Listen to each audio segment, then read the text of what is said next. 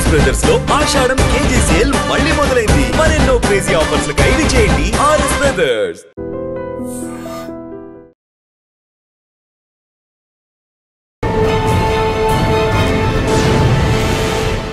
ఈ వారం మన guest one of the best police officer, పేరు Pingali Naresh Reddy garu, assistant commissioner of police, Balanagar Cyberabad commissioner.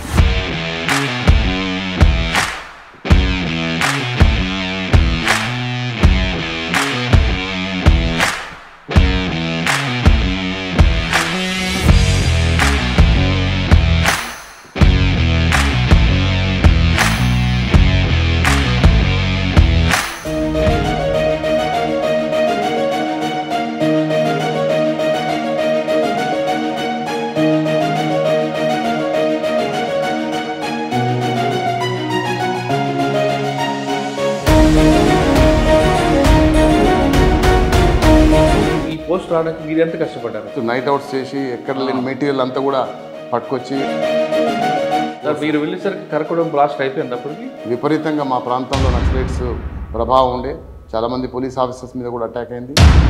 ఎందుకు వచ్చారా పోలీసులు కనిపిస్తుంది? మనకు వాళ్ళు పాఠం నేర్పారు, నేను వాళ్ళకు పాఠం నేర్పాల్సి వచ్చింది. సార్, చర్చలు పెట్టడం వల్ల పార్టీకి నష్టమా లాభమా, గవర్నమెంట్కి నష్టమా లాభమా? గవర్నమెంట్కి ఎందుకు నష్టం అయిపోయింది? గవర్నమెంట్ వాళ్ళని స్వచ్ఛందంగా ఆహ్వానించింది.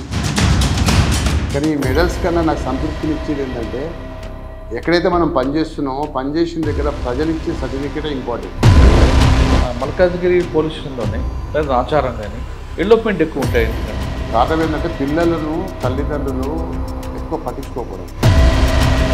అక్కడ మీరు విఐపీ పాసులు కానీ ఏ పాసులు కూడా చెల్లవు, ఏదైనా రూల్ లా అని చెప్పుకొచ్చారట. అసలు ఏం జరిగింది? కష్టమే. అక్కడ పనిచేసే కానిస్టేబుల్కు ఎక్స్ఐలకు టికెట్స్ దొరికాయి. సైబర్ క్రైమ్ చూస్తున్నారు. ఈ సైబర్ క్రైమ్ పెద్ద ఛాలెంజ్ కనిపిస్తుంది. దీంట్లో ఈ సైబర్ నేరాలు ఇప్పుడు మన భారతదేశాన్ని పట్టి పీడిస్తున్న పెద్ద సమస్య. మీ సర్వీసులు ఎన్ని ఉంటాయండి కన్విక్షన్? మర్డర్ కేసులో ఒక 15 మర్డర్ కేసులో లైఫ్ పడ్డాయి. మర్డర్ కేసులో కానీ లేదంటే చెప్తున్న 376లో కన్విక్షన్ వచ్చిందంటారు. ఈ రెండు సెక్షన్లో బాగా మీకు గుర్తుండిపోయిన 2 కేసులు. మార్నింగ్ ఒక హోటల్ ఉంటుంది, ఆ హోటల్లో ఒక 3 ఉంటారు. ఇంకొక రేప్ కేసులో మైనర్ అమ్మాయి 10th క్లాస్ బాయ్ ఫ్రెండ్ తోటి ఒక ఫారెస్ట్లో పోతుంది. కొన్ని అక్విటల్ అయ్యా మీ దీంట్లో? అక్విటల్ అయిందండి. ఒకటి పొలిటికల్ మర్డర్. నేను ఖమ్మం రూరల్లో ఒక యువకుడిని కొంతమంది కలిసి. సార్, అది కాకుండా డిజిటల్ అరెస్ట్ అది ఉందంటారు. అసలు చెప్పండి. మనకు వీడియో కాల్ వస్తుంది. సడన్గా వీడియో కాల్ ఎత్తగానే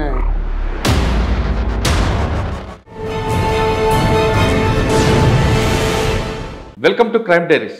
ఈ వారం మన guest one of the best police officer, పేరు Pingali Naresh Reddy garu, assistant commissioner of police, Balanagar Cyberabad commissionerate. Warangal జిల్లా చెందిన నరేష్ రెడ్డి గారు డిపార్ట్మెంట్కి వచ్చిన తర్వాత ఎక్కువ శాతం ఖమ్మంలో పనిచేశారు. ఖమ్మం తర్వాత ప్రస్తుతం సైబరాబాద్లో పనిచేస్తున్నారు. ఈ మధ్య జర్నీలో ఆయన రకరకాల ప్రాంతాల్లో ఎస్ఐగా, సిఐగా, ఏసీపీగా చేశారు. ఖమ్మం జిల్లా అనగానే ఒకవైపు కమ్యూనిస్టులు, మరోవైపు మావోయిస్టులు, ఈ 2 ప్రాంతాలు ఏ విధంగా ఉండేవి, ముఖ్యంగా ఫ్యాక్షనిస్టుల ఏరియాలో ఏ విధంగా డిప్లొమేటిక్గా 2 వర్గాలని కలుపుకుంటూ పనిచేయడం అనేది అదొక సవాల్. అటువంటి సవాల్ని ఏ విధంగా స్వీకరించారు? ప్రస్తుతం సైబరాబాద్లో బాలానగర్లో జరుగుతున్న కేసులు ఎలాగున్నాయి, బాలానగర్లో క్రైమ్ ట్రెండింగ్స్ ఎలా కనిపిస్తుంది, అర్బన్కి రూరల్కి తేడా ఏంటి, ప్రజలకి పోలీస్కి మధ్యన గ్యాప్ అనేది ఉందా తగ్గిందా అనే విషయాన్ని సార్ అడిగి తెలుసుకుంది. సార్, నమస్తే అండి. నమస్తే అండి. పింగళి నరేష్ రెడ్డి గారు ఇప్పుడు తిరుమలగిరిలో కనబడ్డారు, తర్వాత మళ్ళీ ఇప్పుడు దర్శనం అయింది, కానీ ఫోన్లో రెగ్యులర్ మాట్లాడుకుంటాం. అవును సార్, సాధారణంగా పోలీస్ ఆఫీసర్ అనగానే కాకి యూనిఫామ్, ముఖం మీద సీరియస్, అదొకలా కళ్ళు అటు ఇటు తిప్పుతుంటారు, కానీ మీరు ఎప్పుడు నవ్వుతూ కనిపిస్తుంటారు. అంటే ఇంత ప్రజల్లో కూడా నవ్వడానికి మీరు ఉద్యోగాన్ని ఎంజాయ్ చేస్తున్నారా, లేదు ప్రజలతో మమకమైతే అంటే ఆ జోష్ని ఇంకా నింపుకుంటున్నారా? మీతో వచ్చి మాట్లాడడం, వాళ్ళతో మాట్లాడడం, ముఖ్యంగా మీరు హ్యూమన్ టచింగ్ అవ్వడం, ఖమ్మం జిల్లాలో కొన్ని జిల్లాలో తీసుకుంటే అక్కడ కమ్యూనిస్టుల మధ్యన విభేదాల మధ్యన ఏ విధంగా పనిచేయడం, మీ జర్నీ చూస్తుంటే రకరకాలుగా అనిపిస్తుంది. మీరు ఒక కేవలం ఫ్యాక్షనిస్టులే కాకుండా ట్రెడిషనల్ క్రైమ్ మీ దీంట్లో చూశారు, వైట్ కాలర్ సఫెన్స్ చూశారు, ప్రజెంట్ సైబర్ క్రైమ్, ఈ మూడిటితో పాటు ఫ్యాక్షనిజం, నక్సలిజం కూడా మీరు 2 కలిపి ఉన్న ఖమ్మంలో పనిచేశారు. ఖమ్మం అనగానే అది కమ్యూనిస్టు కిల్లా, ఒకవైపు కిల్లా ఉంటుంది, ఒకవైపు మావోయిస్టులు కనిపిస్తారు, ఒకవైపు పొలిటికల్ ప్రజలకు ఉంటారు. ఈ 3 ట్రెండ్స్ని ఎలాగ మీరు మేనేజ్ చేసుకొచ్చారు? ప్లస్ ఇక్కడున్న ఇటీవల జరిగిన ఒక మంచి కేసులో ఒక 100 ఫోన్లు తీసుకొచ్చి బాధితులకు ఇవ్వడం పట్ల వాళ్ళ రియాక్షన్ ఎలాగొచ్చింది? ఈ ప్రశ్నలకు సమాధానం చెప్పే ముందు పింగళి నరేష్ రెడ్డి గారు బై ఛాన్సా బై చాయిసా పోలీస్ ఆఫీసర్గా వాడిని? మనం బై చాయిస్ వచ్చానండి పోలీస్ బై చాయిస్ ఇచ్చే సమాధానం చెప్పే ముందు పింగళి నరేష్ రెడ్డి గారి కుటుంబ నేపథ్యం, ఇందులో రావడానికి గల కారణం ఏంటి? యాక్చువల్గా మాది ఈ హన్మకొండ జిల్లా కమలాపూర్ మండల్ వంగపల్లి గ్రామం అండి. మా నాన్నగారు పురుషోత్తం రెడ్డి గారు, మా అమ్మ బస్మతి దేవి. యాక్చువల్గా మా కుటుంబం వ్యవసాయ కుటుంబం, కొంత రాజకీయ నేపథ్యం కూడా ఉంది.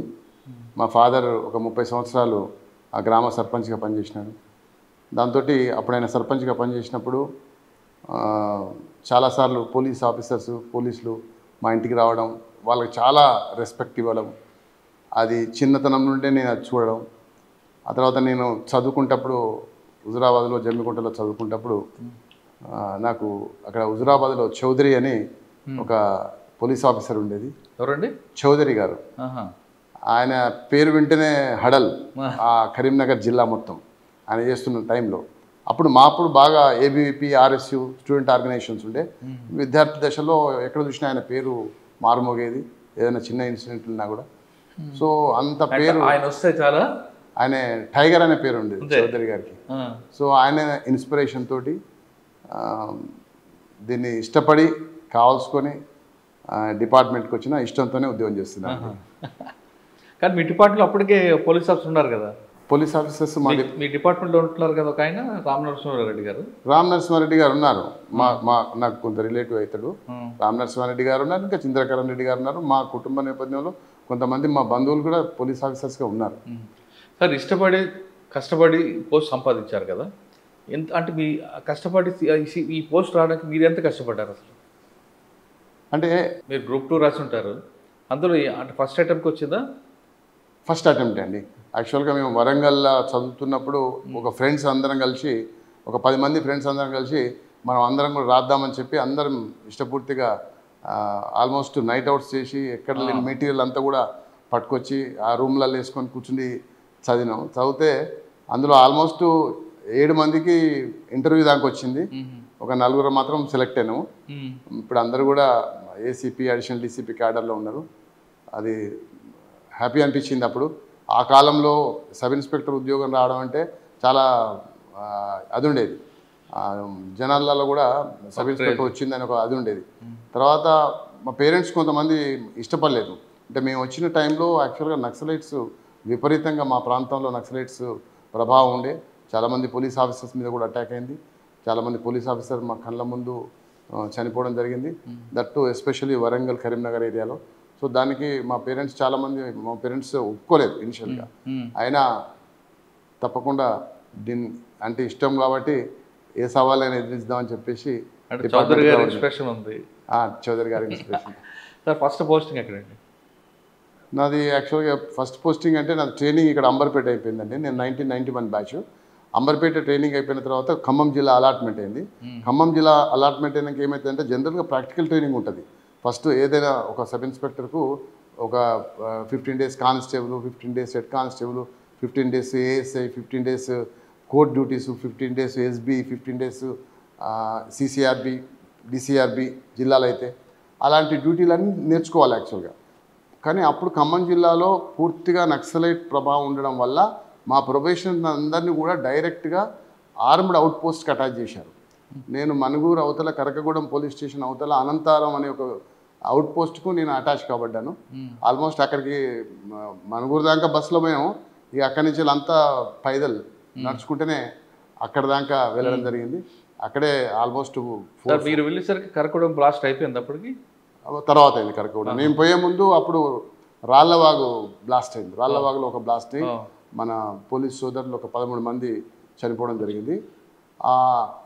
4-5 months అక్కడే ఉన్న తర్వాత అప్పుడు ఎస్పీ గారు త్రిపాఠి సార్ వచ్చినాక ప్రొబేషనర్స్ అట్లా పెడితే వాళ్ళు పని ఎప్పుడు నేర్చుకుంటారు, వాళ్ళని అందరినీ మళ్ళీ బ్యాక్ పిలవండి అని చెప్పి అప్పుడు నన్ను ఖమ్మం 2 town ప్రొబేషనర్గా ఇవ్వడం జరిగింది. ఆ ప్రొబేషన్ పీరియడ్ అయిపోయాక నాకు ఫస్ట్ పోస్టింగ్ కునిజర్ల అని ఖమ్మానికి ఒక 15 kilometers దూరంలో ఉంటుంది. నా ఫస్ట్ పోస్టింగ్ అక్కడే జరిగింది. ఓకే సార్, కునిజర్లకు ముందు పోలీస్ సవాళ్ళని వచ్చారు ఫ్యాషన్గా. ఇక్కడ మీకు ఒక పోస్ట్ ఇచ్చారు మనుగూరు దాటున్నారు. మనుగూరు బస్సు దిగి నడుచుకుని వెళ్ళి అక్కడ కొండలు అడవుల మధ్యలో నక్సల్ ప్రభావితం పనిచేస్తారు 5 నెలలు. ఎందుకు వచ్చారా పోలీసులు కనిపించలేదు? డెఫినెట్గా అనిపించింది. యాక్చువల్గా ఫస్ట్ ఇనిషియల్గా పోలీస్ అంటే ఏదో ఊహించుకున్నాం. పోలీస్ అంటే ఏదో అంకుశం లాగా ఉంటుంది, సినిమా టైప్ చౌదరి లాగా విన్నాం కదా. గ్రౌండ్లోకి వెళ్ళాక మీకు తెలిసింది రియాలిటీ కదా. గ్రౌండ్ పోయినాక చూస్తే మొత్తం ఫారెస్ట్, చిన్న చిన్న గుడిసెలు. నేను ఎప్పుడు అట్లాంటివి చూడలేదు. మా కరీంనగర్ వరంగల్ జిల్లాలో అంత మారుమూల ప్రాంతంలో నేను పెరగలేదు. సో దాంతో నాకు అసలు మేము ఒక క్యాంప్లో ఉండడం, ఆ ఏపీఎస్పీ వాళ్ళు అప్పుడు 3rd బటాలియన్ కాకినాడ వాళ్ళు ఉండేది, వాళ్ళు మాకు ఇంత భోజనం పెడితే తినడం, మళ్ళీ మా లగేజ్ మేమే పట్టుకొని రైడ్స్ పోవడం, 3 days 4 days 5 days ఫారెస్ట్లో ఉండడం, ఫారెస్ట్లో పడుకోవడం. ఫస్ట్ కొంచెం ఇబ్బంది అనిపించినా కూడా తర్వాత ఛాలెంజింగ్ అనిపించింది. అది దాన్ని ఇష్టపడే చేసినాం. తర్వాత అక్కడ కూడా కష్టపడి ఇష్టపడ్డారు. అంటే అక్కడ ఒక మంచి ఎక్స్పీరియన్స్ వచ్చింది మీకు? చాలా ఎక్స్పీరియన్స్ లేదు, ముందే అనిపించింది ఎందుకు ఫస్ట్ పోవడంతోనే ఎక్స్ట్రీమిస్ట్ ఉద్యోగం కాబట్టి చాలా బాగుంది. అంటే మీరు అంకుశం ప్రభావం దాకా జీప్లో దిగుదాం కొడదాం అని అనుకున్నారా? ఓకే, ఆ ప్రభావం కొణిజేరులో చూపించారు. కొణిజేరులో అనగానే అదొక డిఫరెంట్ కల్చర్ ఉంటుంది. కమ్యూనిస్టుల ప్రభావం, 2 వర్గాలు, ఫ్యాక్షనిజం, ఇవన్నీ ఎలా దాన్ని ఆ ప్రాబ్లమ్స్ ఎలా సాల్వ్, అంటే మీకు మెయిన్ ఛాలెంజ్ అది కనిపిస్తుంది. ఆ ఛాలెంజ్ ఎలా ఓవర్కమ్ చేశారు? అదే కొణిజేర్ల అనేది అది 2గా విడిపోతుంది. ఒకటి ఖమ్మం కాన్స్టిట్యున్సీ కొంత ప్రాంతం వస్తుంది, సుజాత నగర్ పాత సుజాత నగర్ కాన్స్టిట్యున్సీ వస్తుంది. సార్ ఆ ప్రాంతంలో ఎక్కువగా పనిచేశారు కాబట్టి దాని ఆరిజిన్ చెప్పండి. ఎందుకు ఆ ప్రాంతం ఎక్కువగా డిస్టర్బెన్స్ ఉంటుంది? అది మొదటి నుంచి వెళ్ళి కమ్యూనిస్టులు ఆధిపత్యం ఉంటుంది. అది కమ్యూనిస్టులు కాకుండా కాంగ్రెస్ వాళ్ళు కూడా ఉన్నారు, కానీ అన్ని పార్టీ వాళ్ళు ఉన్నా కూడా ఆధిపత్య పోరు అనేది ఆ గ్రామాలలో కొంచెం ఎక్కువ. ఆధిపత్య పోరులో భాగంగా మర్డర్లు బాగా జరిగేది అక్కడ గతంలో. నేను పోయిన తర్వాత కూడా ఒక బొమ్మకంటి కోటేశ్వరరావు అని, బొమ్మకంటి కోటయ్య, ఐ థింక్ నాకు గుర్తున్నంత వరకు బొమ్మకంటి కోటయ్య గారిని, ఆయన కోర్టులో ఎవిడెన్స్ చెప్పి వస్తుంటే వెంకటాయపాలెం అనే విలేజ్ దగ్గర ఆర్టీసీ బస్సు ఆపి ఆ బస్సులో ఉన్న వాళ్ళందరినీ దించి అతన్ని అక్కడ మర్డర్ చేయడం జరిగింది. అతనిది ప్రాపర్ గోపారం. అయితే ఆ మర్డర్ చేసినప్పుడు నేను లీవ్లో ఉన్నాను. ఆ తర్వాత వచ్చినాక వాళ్ళని అరెస్ట్ చేసినాము. తర్వాత దానికి కౌంటర్గా మళ్ళీ ఇంకొక అమర్నేని వెంకటేశ్వర్లని అదే గ్రామస్తుని వేరే పార్టీకి సంబంధించిన వాళ్ళు అతన్ని కూడా హత్య చేయడం జరిగింది. అతను మోటార్ సైకిల్ మీద పోతుంటే. ఆ 2 హత్యలు చూసిన తర్వాత నేను ఎట్టి పరిస్థితుల్లో దీన్ని కంట్రోల్ చేయాలనే ఆలోచనతోటి మండలంలో ఉన్న ప్రతి గ్రామం రాత్రి అనక పగలనక ఎప్పుడు పడితే అప్పుడు ఏ టైంలో పడితే ఆ టైంలో విజిట్ చేయడమే కాకుండా పబ్లిక్ కౌన్సిలింగ్ ఇవ్వడం, అదేవిధంగా ఏ చిన్న ఫిర్యాదు వచ్చినా కూడా దాని మీద గట్టి యాక్షన్ తీసుకోవడం. ఆ కౌన్సిలింగ్లో అసలు బాగా చేయడం జరిగింది. అప్పుడు కౌన్సిలింగ్ అంటే 2 రకాలు ఉంటాయండి. లాఠీతోనా? అది అప్పుడు ఏ విధంగా కౌన్సిలింగ్ ఉండేది మీకు అర్థమవుతుంది. ఆ కౌన్సిలింగ్ ఇవ్వడం వల్ల అప్పుడున్న లీడర్స్, ఇటు రజబల్లి గారు ఎమ్మెల్యే ఉండే, ఇటు పువ్వాడ నాగేశ్వరరావు గారు ఎమ్మెల్యే ఉండే, వాళ్ళు వచ్చేది ఏందండి మరి చట్ట ప్రకారంగా చేయాలి ఇవన్నీ చేస్తున్నారంటే కూడా, లేదు సార్ మీరు ఏమన్నా చెప్పండి, లా అండ్ ఆర్డర్ కంట్రోల్ కావాలంటే భయం ఉండాలి సార్, ప్రజల్లో భయం ఉండకుంటే లా అండ్ ఆర్డర్ కంట్రోల్ కాదు సార్ అని చెప్పి ఆ రోజు వాళ్ళని కన్విన్స్ చేయడం జరిగింది. ఆ తర్వాత నేను ఉన్నంత వరకు కూడా ఆ మండలాన్ని ప్రశాంతంగా ఉంచి ఆ మండలంలో మళ్ళీ ఫర్దర్గా జరగకుండా చూడడం జరిగింది. అంటే మీరు ఉన్నంతకాలం ఫ్యాక్షన్ పారిపోయారా? ఇక ఆల్మోస్ట్ ఎక్కడ కూడా చేంజ్ చేసినాం, ఎక్కడ కూడా వదిలిపెట్టలేదు. వాళ్ళు అంటే మనకు వాళ్ళు పాఠం నేర్పారు ఎలా అని, నేను వాళ్ళకు పాఠం నేర్పాల్సి వచ్చింది. ఏం పాఠం నేర్పారు వాళ్ళు? మీరు అంటే ఇట్లాంటి అఫెన్సెస్ చేయకుండా, ఇట్లాంటి అఫెన్సెస్లో ఇన్వాల్వ్ కాకుండా ఉండడం కొరకు అప్పుడు కొంచెం కఠినంగానే ఉన్నాం వాస్తవంగా. అప్పటికి నాకు మ్యారేజ్ కూడా కాలేదు, అక్కడే అయింది నాకు మ్యారేజ్. బట్ 24 hours నేను అదే పని మీద ఉంటుంది. అసలు పోలీస్ స్టేషన్ వదిలిపెట్టి ఊళ్ళో పడుకునేది మేము. ఊళ్ళో క్యాంప్స్ ఉండేది, చుట్టూ ఎటుపోయినా క్యాంప్స్ ఉండేది. ఆ విధంగా అక్కడ కొంచెం టఫ్ ఉద్యోగం చేయాలి. మీరు వాళ్ళకి లెసన్ ఇచ్చారు, మీరు లెసన్ ఇచ్చి వచ్చారా? తర్వాత అంటే నేను అక్కడ నేర్చుకున్న చాలా ఎక్కువ, ఫస్ట్ పోస్టింగ్ కాబట్టి చాలా నేర్చుకున్నాను. సార్ అక్కడ మీరు నేర్చుకున్నారు కదా, ఒకటి అడిగి చెప్పండి. పబ్లిక్తో క్లోజ్నెస్ ఉంటే మనకు బెనిఫిట్ వస్తుంటుందా, లేదా పబ్లిక్తో అంటి ముట్టుకుంటే బెనిఫిట్ ఉంటుందా? పబ్లిక్తో ఇప్పుడు ప్రజాస్వామ్య దేశంలో ప్రజల సహాయ సహకారం లేనిది ఏ వ్యవస్థ కొనసాగదు. 100% పబ్లిక్తో మమేకమై పబ్లిక్తో బాగుంటేనే మా డిపార్ట్మెంట్కి ఎవరికైనా మనగా మా డిపార్ట్మెంట్కి మరీ ఎక్కువ. కాబట్టి తప్పకుండా పబ్లిక్ రిలేషన్స్ ఉండాలి. పబ్లిక్ అంటే మీన్స్ క్రిమినల్స్ కాదు. పబ్లిక్ అంటే చాలామంది ఉంటారు. ఇప్పుడు మన తెలంగాణ రాష్ట్రంలో 6 కోట్ల దాకా ప్రజలు ఉన్నారు, పోలీసులు 1,00,000 మంది ఉన్నారు. ఈ 1,00,000 మంది పోలీసులు ఏం చేయగలుగుతారు? టోటల్ అన్లెస్ అంటిల్ పబ్లిక్ మనకు ఇన్ఫర్మేషన్ ఇచ్చి కోఆపరేట్ చేస్తేనే మనం సాధించగలుగుతాం. డెఫినెట్గా పబ్లిక్ కోఆపరేషన్ ఉండాలి. 6 కోట్ల మందిలో 1% ఉంటారండి క్రిమినల్స్. అందరూ క్రిమినల్స్ కాదు కదా. అంతే. సార్ కొన్నిజర్ల తర్వాత కొన్నిజర్ల తర్వాత నేను ఇట్లు మధిర, ఖమ్మం, సత్తుపల్లి ఆ ప్రాంతంలో పనిచేసినండి. ఆ ప్రాంతంలో పనిచేసినప్పుడు కొంచెం ప్రాపర్టీ అఫెన్సెస్ ఎక్కువ, రౌడీయిజం ఉండే కొన్ని ఏరియాలల్లో, ఎస్పెషల్లీ ఖమ్మం టౌన్లో రౌడీయిజం ఉండేది. ఆ రౌడీయిజం ఉన్నప్పుడు కొంత రౌడీస్ తోటి కూడా బాగానే జరిగింది. కొన్ని ఎక్స్చేంజ్ ఆఫ్ ఫైల్స్ కూడా జరిగినాయి. ఆ రౌడీజంలో చేస్తున్నప్పుడు అంకుశ సినిమా శైలి కొట్టుకొచ్చారా ఎవరైనా? అట్లా అనేం కాదు, కానీ అప్పుడున్న కాలానికి అనుగుణంగా, అప్పుడున్న పరిస్థితులకు అనుగుణంగా మనం దాన్ని కంట్రోల్ ఏ విధంగా చేయాలనే దాని ప్రకారంగా అప్పుడు దాన్ని కంట్రోల్ చేయడం జరిగింది. సార్ మీరు ఖమ్మంలో చెప్తున్నారు, మధిర, ఖమ్మం టౌన్, ఇంకో ప్రాంతం అని చెప్పారు. నేను సత్తుపల్లి. 3 ప్రాంతాలకి డిఫరెంట్ బార్డర్స్ ఉంటాయి. మధిర ఇటు విజయవాడ బార్డరు, సత్తుపల్లికి ఇంకో బార్డర్ ఉంటుంది. ఈ క్రిమినల్స్ ఎక్స్చేంజ్ జరగడం, ఆ నేచర్ ఇవన్నీ కనిపించేవి మీకు? ఉండేది. మధిర అనేది గేట్వే ఆఫ్ క్రిమినల్స్ అనేది వెనకడ. ఎందుకు? అటు ఆంధ్ర, మాకు తెలంగాణలో క్రిమినల్స్ తక్కువ ఉండేది జనరల్గా, ఇది ప్రాపర్టీ అఫెండర్స్. ఆంధ్రాకి వెళ్ళి ఎక్కువ మంది వచ్చేది మధిర నుండి, గేట్వే ఆఫ్ క్రిమినల్స్ అనేది. సో ఆ విధంగా మరి అక్కడ మీరు దాన్ని కంట్రోల్ చేశారు, ఎందుకంటే మీరు కొన్నిజర్లో ఎఫెక్ట్ ఉంది కదా మీకు.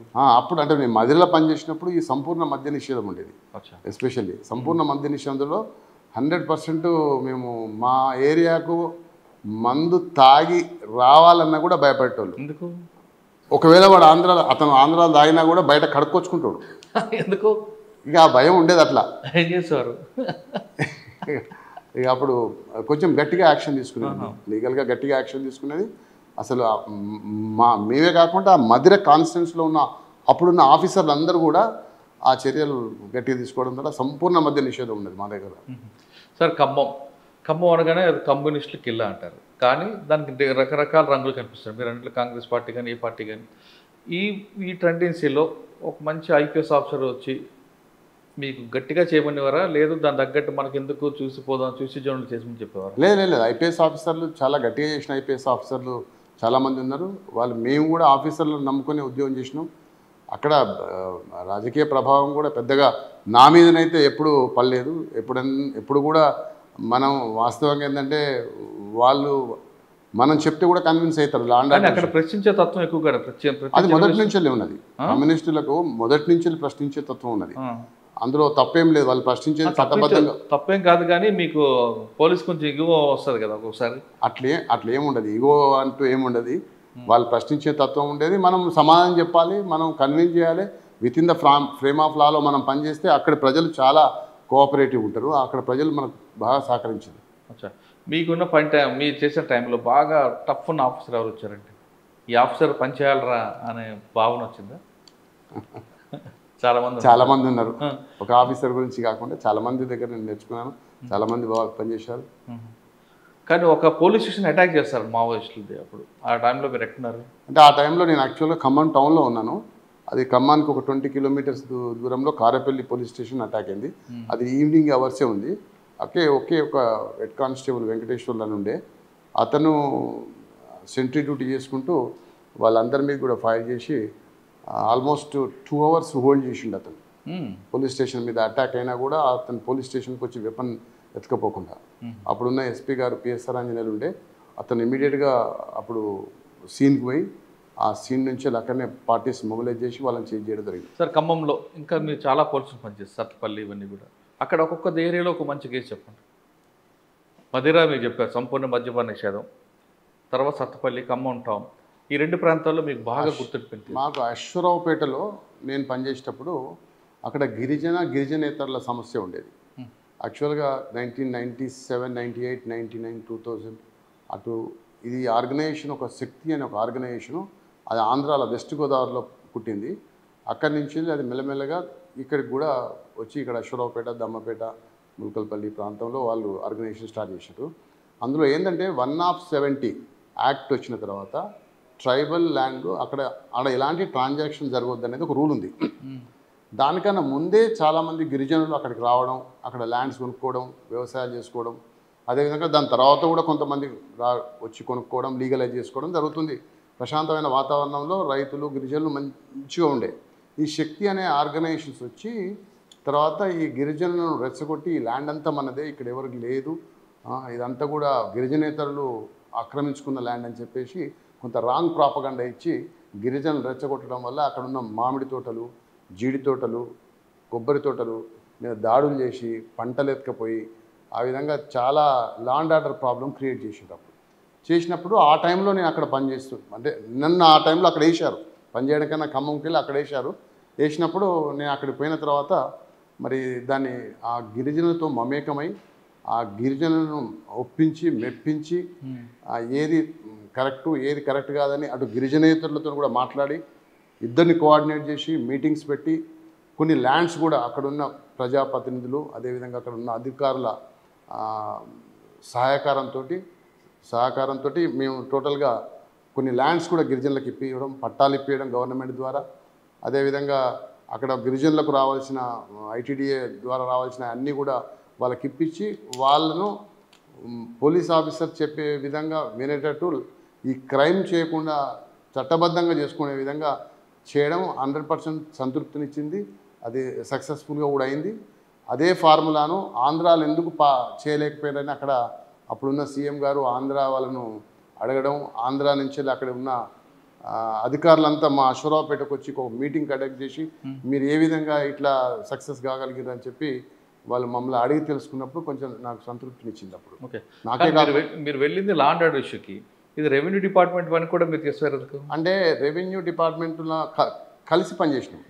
అప్పుడున్న కలెక్టర్ గారు గిరిధర్ గారు ఉండే, ఎస్పీ పిఎస్ఆర్ ఆంజనేయులు గారు ఉండే, పియు ఐటీడీఏ ప్రవీణ్ ప్రకాష్ గారు ఉండే, వీళ్ళందరూ కలిసి అప్పుడు మినిస్టర్ గారు తుమ్మల నాగేశ్వరరావు గారు ఉండే అప్పుడు అక్కడ, వీళ్ళందరూ కలిసి కోఆర్డినేషన్తో పనిచేసినాం. అక్కడ సబ్జెక్ట్ ఏంటంటే మనం లా అండ్ ఆర్డర్ కంట్రోల్ చేయాలి, ఎందుకంటే అన్రెస్ట్ ఉంది గిరిజనేతల మధ్యన అన్రెస్ట్. మేము ఆల్మోస్ట్ ఎవ్రీడే మేము అడవిని ఏదో ఒక మామిడి తోటలను ఏదో ఒక జీడి తోటలను ఫీల్డ్ మీదనే ఉండేది ఎప్పుడు కూడా. రోజు అన్నాలు అక్కడే తినేది, భోజనాలు అక్కడే చేసేది, పగలు రాత్రి. పోలీస్ స్టేషన్ అనేది మర్చిపోయినాం. మేమే కాదు, చాలామంది ఆఫీసర్లు పాపం బయట నుంచి వచ్చిన ఆఫీసర్లు కూడా నైట్ హాల్స్ చేసారు గ్రామాలలో. అంత అన్రెస్ట్ ఉండే ఆ టైంలో. ఆ తర్వాత దాన్ని రెస్టోర్ చేసి అందరినీ కన్విన్స్ చేసి పీస్ఫుల్గా చేయడానికి. సార్ ఇంతమంది ఇన్ని ఏజెన్సీ కలిసి పనిచేస్తే వాళ్ళు విన్నారు. అంటే ఇనీషియల్గా హెజిటేట్ అయ్యారు. ఇనిషియల్గా వీళ్ళంతా గవర్నమెంట్ చెప్తే వచ్చిన వాళ్ళు అని చెప్పి కొంత అది ఉండే. తర్వాత పోను మేము చేస్తున్న చర్యలను మేము వాళ్ళకి లబ్ధి ఏదైతే చేకూరుస్తున్నామో దాని పట్ల నమ్మి మేము గ్రామాలలో ఈ ఒక్క ఇష్యూసే కాకుండా చాలా వేరే ఇష్యూస్లో కూడా మా దగ్గరికి వచ్చినప్పుడు మేము చేసే పనితనం వాళ్ళకి నచ్చి వాళ్ళు మా మీద నమ్మకం ఏర్పాటు చేసుకొని వాళ్ళు మళ్ళీ ఫర్దర్గా మేము చెప్పిన విధంగా విన్న విధంగా వాళ్లకు బెనిఫిట్ అయింది. అట్ ద సేమ్ టైం గిరిజనేతరులు కూడా హ్యాపీ అయింది. సార్ అదే గ్రూప్లో కొంతమంది ట్రబుల్ మంగర్స్ ఉంటారు, వాళ్ళని మరి ఎలా కంట్రోల్ చేస్తారు? ట్రబుల్ మంగర్స్కు పక్కా క్రిమినల్ కేసు రిజిస్టర్ చేసినాము. వాళ్ళకు కూడా ప్రాపర్గా కౌన్సిలింగ్ ఇవ్వడం, ట్రబుల్ మంగర్స్ ఎవరు ఉంటే వాళ్ళని చట్టబద్ధంగా వాళ్ళను కంట్రోల్ చేయడం. అంటే ఒకవైపు మాట్లాడుతున్న ఇంకోవైపు కౌన్సిలింగ్, లేదంటే వీళ్ళు వాళ్ళకి స్పైల్ చేస్తుంటారు కదా, అదే అంతే తప్పదుగా. అది మీకు బాగా మెమరబుల్ ఉంటారు? నాకు అది మెమరబుల్ అనిపిస్తుంది. తర్వాత వెళ్ళినప్పుడు ఎక్కడైనా ఎదురుపడితే వాళ్ళందరూ మాట్లాడుతుంటాం. అక్కడ పోయిన తర్వాత నేను వాళ్ళతో మమేకం అవడం కొరకు ఆ కోయ భాష కూడా పూర్తిగా వాళ్ళు మాట్లాడితే అర్థం చేసుకునే విధంగా నేను కూడా కొన్ని మాట్లాడే విధంగా, అంటే సమ్ ఎగ్జాంపుల్ దూడ తిత్తిరా, బాత్ కుసిరా, నీ వదినారు, బాత్ పెదిరే, తోడిచ్చిరా అంటే మీ పేరేం పేరు, మీరేం ఊరు, అన్నం తిన్నారా, మాట్లాడితే వాళ్ళు హ్యాపీ అనే దాంతో కొన్ని మాటలు కూడా నేర్చుకోవడం జరిగింది అక్కడ. అర్థమయ్యేది పూర్తిగా మాట్లాడడం కూడా నేర్చుకున్నారు కొంచెం, పూర్తి కాదు అట్లా. ఓకే, తర్వాత అంటే అశ్వరావుపేట తర్వాత అంటే మళ్ళీ అక్కడికి మళ్ళీ ఎక్స్ట్రీమిస్ట్ ప్రాంతంలో పనిచేసినాము. ఎక్కడ? ఇల్లందులో, మోతుగూడెంలో, అటు మనుగూరు ప్రాంతంలో కొంత. సార్ ఇక్కడ ఫ్యాక్షనిజం కంట్రోల్ చేశారు కొనజేరులో, అక్కడ నక్సల్స్ మూవ్మెంట్ని ఎలా మీరు? నక్సలైట్స్ మూవ్మెంట్ అంటే యాక్చువల్గా నేను ప్రధానంగా కాన్సన్ట్రేట్ చేసింది ఏంటంటే సరెండర్స్ మీద కాన్సన్ట్రేట్ చేసిన. సరెండర్స్ మీద నేను ఇల్లందులో పనిచేస్తున్నప్పుడు ఆల్మోస్ట్ ఒక 80 మంది దళ మెంబర్లు కానీ, కొరియర్స్ని కానీ, మిలిటెంట్స్ని కానీ వాళ్ళను అరెస్ట్ చేయడం జరిగింది. ఆల్మోస్ట్ ఒక 20 వెపన్స్ అవన్నీ సీజ్ చేయడం జరిగింది. అంతేకాకుండా ఇల్లందు, గుండాల, ఎల్జిఎస్ రెండు దళాలను కూడా వాళ్ళ కుటుంబ సభ్యులతో నిత్యం మాట్లాడుతూ వాళ్ళని జనజీవన శ్రీవంతికి రావడానికి పూర్తిగా కృషి చేసినాం మేము. అప్పుడున్న అధికారుల సహాయ సహకారాలతోటి టోటల్గా వాళ్ళు ఎంటైర్ దళం 2 దళాలు గుండాల ఇళ్ళని దళం కంప్లీట్గా మావోయిస్టులు సరెండర్ అయ్యారు. ఒక స్టేజ్లో ఆ ఏరియాలో దళమే లేకుండా చేసినాం. ఎన్కౌంటర్ కన్నా అక్కడ ఆ వెపన్ మాకు బాగా పనిచేసింది. కానీ ఆ ప్రాంతంలో చాలా డిఫరెంట్ వింగ్స్ కనిపిస్తుంటాయండి. ప్రజా ప్రతిఘటన అని ఇంకొక వాళ్ళకే విభేదాలు సృష్టించి వాళ్ళే కొట్టుకునేలా చేశారంటారు కొంతమంది. అట్లా కాదండి. యాక్చువల్గా ఇంతకుముందు ఏముండేనో తెలియదు కానీ ఒకసారి వాళ్ళది కూడా ఆధిపత్య పోరే. న్యూ డెమోక్రసీ కానీ ప్రతిఘటన కానీ జనశక్తి కానీ మావోయిస్టులో ఎంటర్ కానియలేదు ఇనిషియల్గా. ఎప్పుడైతే వీళ్ళ మధ్యన గొడవలు వచ్చి వీళ్ళ మధ్యన ఇష్యూస్ వచ్చినప్పుడు మావోయిస్టులు అప్పుడు మన ప్రభుత్వం చర్చలు పిలిచిన సమయంలో వాళ్ళు ఈ ఏరియాకి రావడం, ఈ ఏరియాకి వచ్చి అక్కడున్న ఇష్యూస్ను హైలైట్ చేయడం, తద్వారా వీళ్ళు ఇక్కడ ఈ ప్రాంతంలో బాగా వేయాలనే ఆలోచనతో ప్రయత్నం చేశారు. బట్ అది ఒక 2-3 ఏళ్లలోనే అది కంప్లీట్గా క్లోజ్. కానీ ఆ ప్రాంతంలో ముళ్ళుతో తీయాలని నరేష్ రెడ్డి గారు 2 వర్గాల మధ్య విభేదాలు పెట్టారు. ఆ విభేదాల వల్లే వాళ్ళే కొట్టుకొని 2 గ్రూపులు కొలాప్స్ అయిపోయాయి అంటుంటారు. అట్లా ఏం లేదండి. కాకపోతే న్యూ డెమోక్రసీకి సంబంధించిన పార్టీలో 2 గ్రూపులు అయినాయి. వాళ్ళు గొడవలు అయినాయి, మళ్ళీ కలిసిపోయారు ఇప్పుడు. ఓకే, అక్కడ ఎక్స్చేంజ్ ఆఫ్ ఫైర్లు ఏం లేవా? ఎక్స్చేంజ్ ఆఫ్ ఫైర్స్ ఉంటాయి కదా. ఎక్స్ట్రీమిస్ట్ ఏరియాలో పనిచేసినప్పుడు ఎక్స్చేంజ్ ఆఫ్ ఫైర్స్ తుపాకి పని చెప్పకుండా ఉండదంటారు. ఉంటాయి. అక్కడ మీకు బాగా గుర్తుండిపోయిన సంఘటన అండి అదే మావోయిస్టులు సరెండర్ ఛాన్స్ ఊళ్ళోకి వచ్చి, నేను ఇంట్లో పడుకోపోయేది మేము ఎవరం కూడా, పోలీస్ స్టేషన్లో మీ మీద కూడా అంబుష్ చేశారట కదా ఒకసారి. అంబుష్ చేశారు ఇంతకుముందు. అయితే మేము ఊర్లో ఉండగానే బస్ స్టాండ్కి వచ్చి బస్సులను ఫైర్ చేసిపోవడం ఇల్లందులో. ఇక ఆ తర్వాత ఆ ఇన్సిడెంట్ తర్వాత మేము మళ్ళీ కంప్లీట్గా రైడ్సే. ఇక అది అసలు వాళ్ళను అందులో ఒక విలేకరి కూడా పాపం ఇన్వాల్వ్ అయి ఉన్నాడు. ఆ విలేకరిని అరెస్ట్ చేసినాం.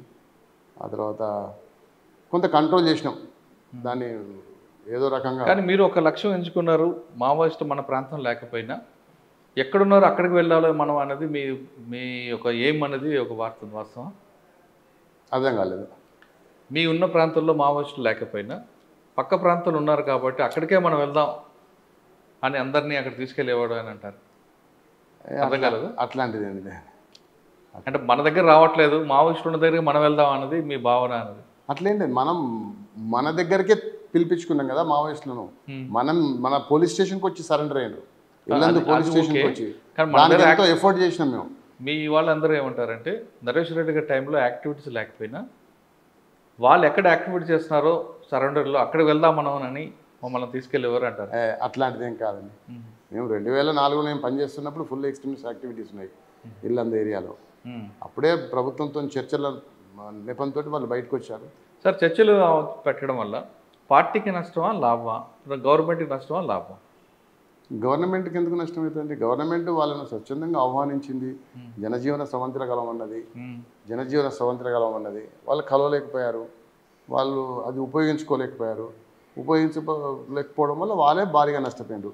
ప్రభుత్వం అన్ని రకాలుగా వాళ్ళకు అవకాశాలు కల్పించింది. సార్, ఖమ్మం ఇల్లేందు ఆ ప్రాంతం అయిపోయింది. నెక్స్ట్ ఎక్కడికి వచ్చారు? ఇన్స్పెక్టర్గా ప్రమోషన్ వచ్చాక ఎక్కడికి వచ్చారు? ఇన్స్పెక్టర్గా ప్రమోషన్ వచ్చినాక అక్కడే ఖమ్మం జిల్లాలోనే ఖమ్మం రూరల్, కూసుమంచి, మైబాద్ చేసినాను. తర్వాత ట్రాఫిక్ ఇన్స్పెక్టర్గా. ఓకే సార్, ఖమ్మం రూరల్కి వచ్చారు కదా, ఖమ్మం ఇన్స్పెక్టర్ ఖమ్మం కూడా చేశారు కదా. మీరు ఎస్ఐగా పనిచేసిన ఖమ్మంకి సిఐగా పనిచేసిన ఖమ్మంకి తేడా వచ్చిందా? క్రైమ్ రేట్ పెరిగిందా? క్రైమ్ పెరిగింది. క్రైమ్ అప్పటికి ఇప్పటికీ పెరిగింది. ఎస్ఐకున్న సిఐకి ఉన్నప్పుడు క్రైమ్ న్యాచురల్గా పెరుగుతుంటుంది కదా, ఖమ్మంలో క్రైమ్ కూడా పెరిగింది. కాకపోతే ఈ ఫ్యాక్షనిజం అనేది తగ్గింది అప్పటికి. ఫ్యాక్షనిజం, రౌడీయిజం ఇవన్నీ, ఈవెన్ ఎక్స్ట్రీమిజం కూడా కొంచెం తగ్గుబాటులోకి వచ్చింది. సార్, ఖమ్మం తర్వాత మహబూబాద్ అంతేనా? మహబూబాద్లో ఏముందండి మీకు బాగా గుర్తుండిపోయింది? నేను మహబూబాద్ పోయినప్పుడు అంతా ఎలక్షన్ టైం, అది ఎలక్షన్ టైంలో పోయినాను 2014. అప్పుడు తెలంగాణ ఉద్యమం ఉండే, ఉవ్వెత్తున తెలంగాణ ఉద్యమం కొనసాగుతుంది. అందులో మీ పాత్ర ఏంటో? అందులో మా పాత్ర, మా మనసులో పూర్తిగా తెలంగాణ వాదులం. మేము తెలంగాణ రావాలని కోరుకున్న వాళ్ళం. అక్కడ ఉన్న ఉద్యమకారులు ఏ ఎజిటేషన్ చేసినా కూడా పరోక్షంగా మనం with in the frame of లాలో పనిచేసుకుంటూ ఇండైరెక్ట్గా మానసికంగా వాళ్ళకు సహకారం కానీ మహబూబాద్లో ఒక ఫోటో ఉంది నాకు ఇప్పుడు. ఆ రోజు తెలంగాణ డిక్లేర్ చేసినప్పుడు అలా తెలంగాణ ఉద్యమకారులు ఇర్రెస్పెక్టివ్ ఆఫ్ పార్టీస్ అందరూ నన్ను చీర్ చేసి నన్ను లేపి ప్రొఫెషన్ తీసుకుపోయారు. నాకు హ్యాపీని ఇచ్చింది ఆ మూమెంట్. సార్ మహబూబాబాద్లో ఎక్కువగా కళ్ళు ఇవన్నీ కూడా ఎక్కువగా ఉంటుంటాయి. ఆ మత్తు నుంచి యువతను పక్క పెట్టడానికి మీరు ఏం చేశారు ఇక్కడ? మహబూబాబాద్లో ఒకప్పుడు గాంజా బాగా మహబూబాబాద్లో పండించేది, గాంజా వాస్తవంగా మహబూబాబాద్ పరిసర ప్రాంతాలలో. అట్లాంటి మన దృష్టికి ఈ మధ్య కాలంలో అయితే ఆ గాంజా లేదు, వెనకడుండే. సరే, మనం అవగాహన కార్యక్రమాలు పెట్టి గ్రామాలలో పోయి కాలనీస్లలో పోయి మనం అవగాహన కార్యక్రమాలు పెట్టి ఆ మత్తు వాళ్ళ ఎలాంటి ఇబ్బంది ఉంటుంది, ఎంతమంది ప్రాణాలు కోల్పోతున్నారు అనేది వాళ్ళకు అవగాహన కల్పించడం జరిగింది. ఎలక్షన్ టైంలో స్ట్రిక్ట్గా లాస్ ఇంప్లిమెంట్ చేయడం జరిగింది. అచ్చా, తర్వాత ఖమ్మం ట్రాఫిక్ వచ్చారా? ట్రాఫిక్ వచ్చారు. ఓకే సార్, ట్రాఫిక్లో మీ మార్క్ ఏంటండి? అసలు ఖమ్మం ప్రజలకి ట్రాఫిక్ మీద సెన్స్ ఉందా లేదా? అంటే వాస్తవంగా ఏంటంటే అప్పటి వరకు కొంచెం తక్కువనే ఉందని నేను అనుకుంటున్నాను. కాకపోతే మేము వచ్చిన తర్వాత ఏమవుతుందంటే ట్రాఫిక్లోకి వచ్చిన తర్వాత అసలు అప్పుడున్న మంత్రి గారు తుమ్మల నాగేశ్వరరావు గారు ఉండే, ఆయన సహకారంతో ఖమ్మంలో అన్ని డివైడర్స్ పెట్టియడం, తర్వాత రౌండ్ అబౌట్స్ పెట్టడం, సిగ్నల్ ఫ్రీ ఖమ్మం చేయాలని యూటర్న్స్ పెట్టడం అప్పుడే స్టార్ట్ చేసినాం. అప్పటి వరకు ఖమ్మంలో ఈ యూటర్న్ కానీ రౌండ్ అబౌట్ కానీ డివైడర్ సిస్టమ్ కానీ లేదు. ఆ విధంగా అప్పుడు ఆ డివైడర్స్ అంతా ఖమ్మంలో పెద్ద ఎత్తున అటు ఇటు దాటకుండా పెట్టించడం జరిగింది మా ప్రతిపాదనలతోనే. అదేవిధంగా ఆ డ్రంక్ అండ్ డ్రైవ్ అనేది అప్పటి వరకు ఖమ్మంలో ఇంప్లిమెంట్ చేయలేదు. మేము పోయిన తర్వాతనే డ్రంక్ అండ్ డ్రైవ్ స్టార్ట్ చేసినాం. ఆ డ్రంక్ అండ్ డ్రైవ్ కేసులు పెట్టడమే కాకుండా వాళ్ళని పిలిపించి కౌన్సిలింగ్ రూమ్లలో కౌన్సిలింగ్ ఇప్పడం కూడా మేమే అక్కడ స్టార్ట్ చేయడం. అదేవిధంగా హెల్మెట్ అనేది ధరించేది అక్కడ ఖమ్మంలో తెలియదు అంతకుముందు. ఎవరో ఇంట్రెస్ట్ ఉండాలి ఒకరిద్దరు పెట్టుకున్నారు తప్ప హెల్మెట్ అవేర్నెస్ ప్రోగ్రామ్ కూడా అప్పుడే స్టార్ట్ చేయడం జరిగింది. అది ఖమ్మంలో ఒక యుద్ధ వాతావరణంలో మొత్తం అసలు ఖమ్మంలో బండి ఉన్న ప్రతి ఒక్కరు హెల్మెట్ కొనుక్కేటట్టు మేము ఆ రోజు తయారు చేసినాము. ఆ విధంగా ఖమ్మంలో ట్రాఫిక్ లాస్ ఇంప్లిమెంట్ చేయడంలో నాకు సంతృప్తినిచ్చింది, నాకు మంచి పేరు కూడా ఇచ్చింది. అచ్చా సార్, ఖమ్మంలో మీ డ్రంక్ అండ్ డ్రైవ్ కేసుల్లో మీకు బాగా గుర్తుండిపోయిన కేసు ఉందా, పెక్యులర్ కేసు? ఎందుకంటే డ్రంక్ అండ్ డ్రైవ్ దొరికేవాడంతా ఆర్గ్యుమెంట్ చేస్తుంటారు కదా.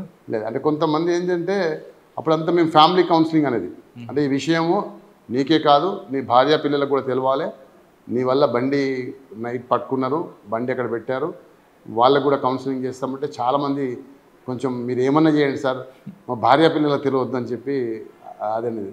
సో అట్లా కౌన్సిలింగ్ వచ్చినప్పుడు వీళ్ళని పక్కన పెట్టినప్పుడు వీళ్ళ ఫీలింగు వాళ్ళు చాలామంది అట్లా రియలైజ్ అయ్యారు, మనం ఈ తప్పు పని చేసినాం, ఇది డ్రంక్ డ్రైవ్ చేయొద్దు, ఇది పోలీసుల కొరకు కాదు. మేము అన్ని వీడియోస్ చేసి చూపెడతాం, డ్రంక్ డ్రైవ్ చేయడం వల్ల ఏమవుతుంది, అమాయక ప్రజలు ఎంతమంది చనిపోతున్నారు, ఏం అభం శుభం తెలియని వాళ్ళు ఈ రోడ్డు ప్రమాదాల్లో ఎంతోమంది చనిపోతున్నారు. కాబట్టి డ్రంక్ డ్రైవ్ చేస్తే ఒక సూసైడర్ బాంబ్ లాగా అని చెప్పేసి మేము అట్లా కన్విన్స్ చేసి మేము అన్ని అవేర్నెస్ ప్రోగ్రామ్స్ పెట్టడం జరిగింది. సార్ సాధారణంగా ట్రాఫిక్లో ఎన్ఫోర్స్మెంట్, ఎడ్యుకేషన్, ఇంకో 3 E ఉంటుంది, అది ఇంజనీరింగ్. మీరు ఇంజనీరింగ్ మీకు సంబంధం కాదు. ఈ 2 Eలో మీరు దేనికి ఎక్కువ ప్రయారిటీ ఇస్తారండి? ఎడ్యుకేషన్ చేస్తారా, ఎన్ఫోర్స్మెంట్ చేస్తారా? ఈక్వల్గా ఇంపార్టెన్స్ ఇస్తామండి. అవేర్నెస్ అనేది చాలా ఇంపార్టెంట్. అది మేము ఖమ్మంలో ఉన్నప్పుడు కూడా స్కూల్స్కి వెళ్ళి కాలేజీలకు వెళ్ళి విద్యార్థులతో అవేర్నెస్ ప్రోగ్రామ్స్ పెట్టేది.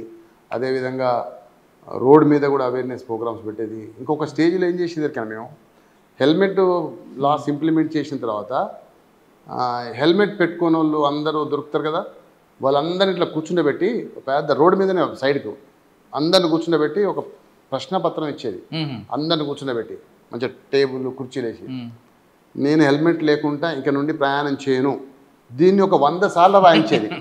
100 times రాయించి మళ్ళీ కరెక్ట్ చేసుకుని మళ్ళీ మాకు అప్పచెప్పి మళ్ళీ వెళ్ళిపోమని. ఎందుకు దాన్ని రాయడం? దానివల్ల రాస్తే అతనికి ఇంకా మళ్ళీ నేను తప్పకుండా హెల్మెట్ పెట్టుకుంటాను కొంత అది వస్తుందనే ఉద్దేశంతో అట్లా రాయించడం జరిగింది. అసలు చెప్పడం కన్నా వినడం కన్నా రాయడం వల్ల మైండ్లో స్టిక్ అవుతుంది. స్టిక్ అవుతుంది. ఆడ కూర్చోవాలి కదా, అది రాయాలంటే ఒక గంట సేపు కూర్చోవాలి కదా, గంట సేపు కూర్చొని రాయాలి కదా, మళ్ళీ ఏదో పరీక్ష రాసినట్టు మొత్తం లైన్లో కూర్చొని పెట్టి రాయించేది.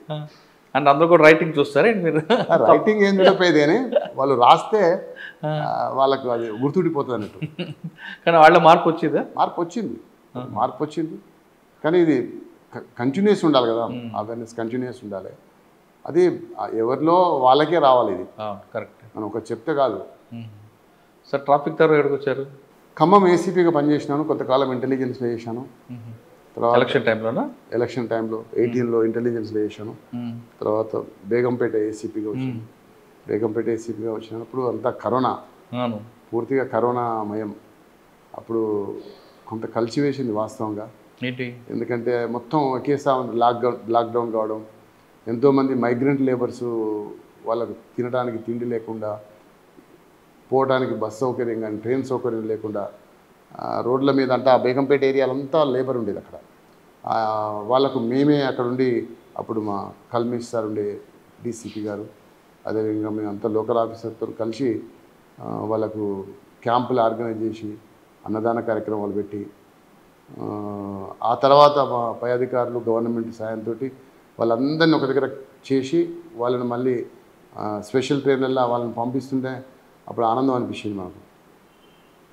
అదేవిధంగా నిత్యం రోడ్డు లాక్డౌన్ టైంలో మేము ప్రాణాలకు తెగించి రోడ్ల మీద ఉండి నిరంతరం కష్టపడడం. అదే గాంధీ హాస్పిటల్ మా జోన్ పరిధిలో ఉండేది, దానికి కూడా రెగ్యులర్గా డ్యూటీ అటెండ్ కావడం. అప్పుడు అది ఒకటే హాస్పిటల్ కదా, అట్లా చేయడం జరిగింది.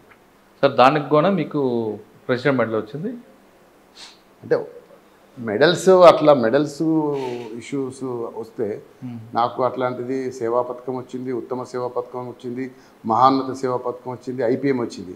కానీ ఈ మెడల్స్ కన్నా నాకు సంతృప్తినిచ్చేది ఏంటంటే, ఎక్కడైతే మనం పనిచేస్తున్నామో పనిచేసిన దగ్గర ప్రజలు ఇచ్చే సర్టిఫికేటే ఇంపార్టెంట్. కరెక్ట్.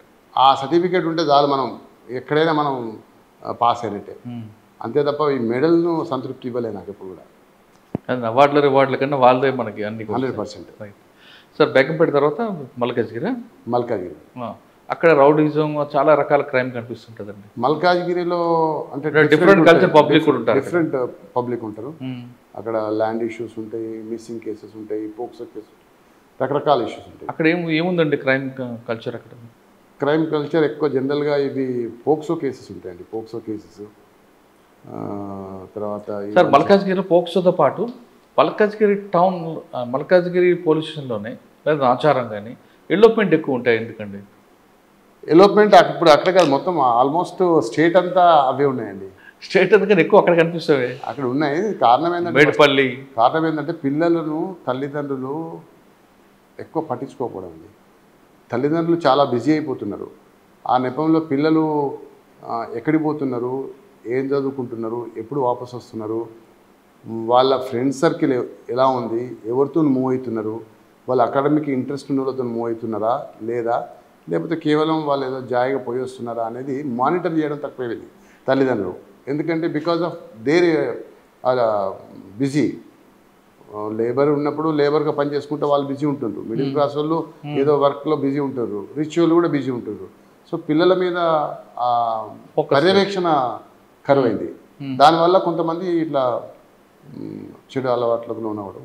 అంటే అది కాకుండా పెళ్ళైన వాడితో లేచిపోవడం కేసులు ఎక్కువ కనిపిస్తుంటాయి అక్కడ. ఇది సహజం. అని ఎక్కువ ఆ బెల్ట్కి ఎందుకు పరిమితి అయిందండి? అట్లానే ఏం లేదండి, అట్లా డిఫరెన్షియేట్ అదే అని చెప్పండి. సార్ అక్కడ మీకు బాగా గుర్తుండిపోయిన కేసు చెప్పండి. అంటే బేగంపేట, మదిర ఏ విధంగా గుర్తున్నాయో అలా మల్కాజ్గిరి సబ్ డివిజన్లో మీకు ఏమైనా గుర్తుందా? ప్రెస్ మీట్లు కానీ రికవరీ చాలా ఉన్నాయి. అంటే ఒక్కటే నేను చెప్పగలుగుతాం, చాలా ఉంటాయి. ఒక రౌడీ కేసు చెప్పండి. ఒక రౌడీ కేసు అంటే అది ఖమ్మంలో ఉంది.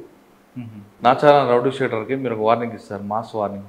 అది రొటీన్ కదండి, ఒక్కరనే కాదు కదా. ఎవ్రీ మంత్ ఏదో ఒక రౌడీ షీటర్ని పిలవడం, కౌన్సిలింగ్ చేయడం, వాళ్ళలో పరివర్తన రావాలని, వాళ్ళలో మార్పు రావాలని, వాళ్ళు మార్పు కోరుకుంటే డెఫినెట్గా వాళ్ళ షీట్ క్లోజ్ చేస్తామని, ఒకవేళ మార్పు రాకుంటే వాళ్ళ మీద పీడీ యాక్ట్స్ పెడతామని, పీడీ యాక్ట్ పెట్టిన కేసులు కూడా ఉన్నాయి. వాళ్ళు రిపీటెడ్ అఫెన్స్లో పనిచేస్తే పీడీ యాక్ట్ కూడా వేసినాం. అది కాకుండా ఒక మాస్ వార్నింగ్ ఇచ్చారు నాచారం రౌడీ షీటర్ గట్ట.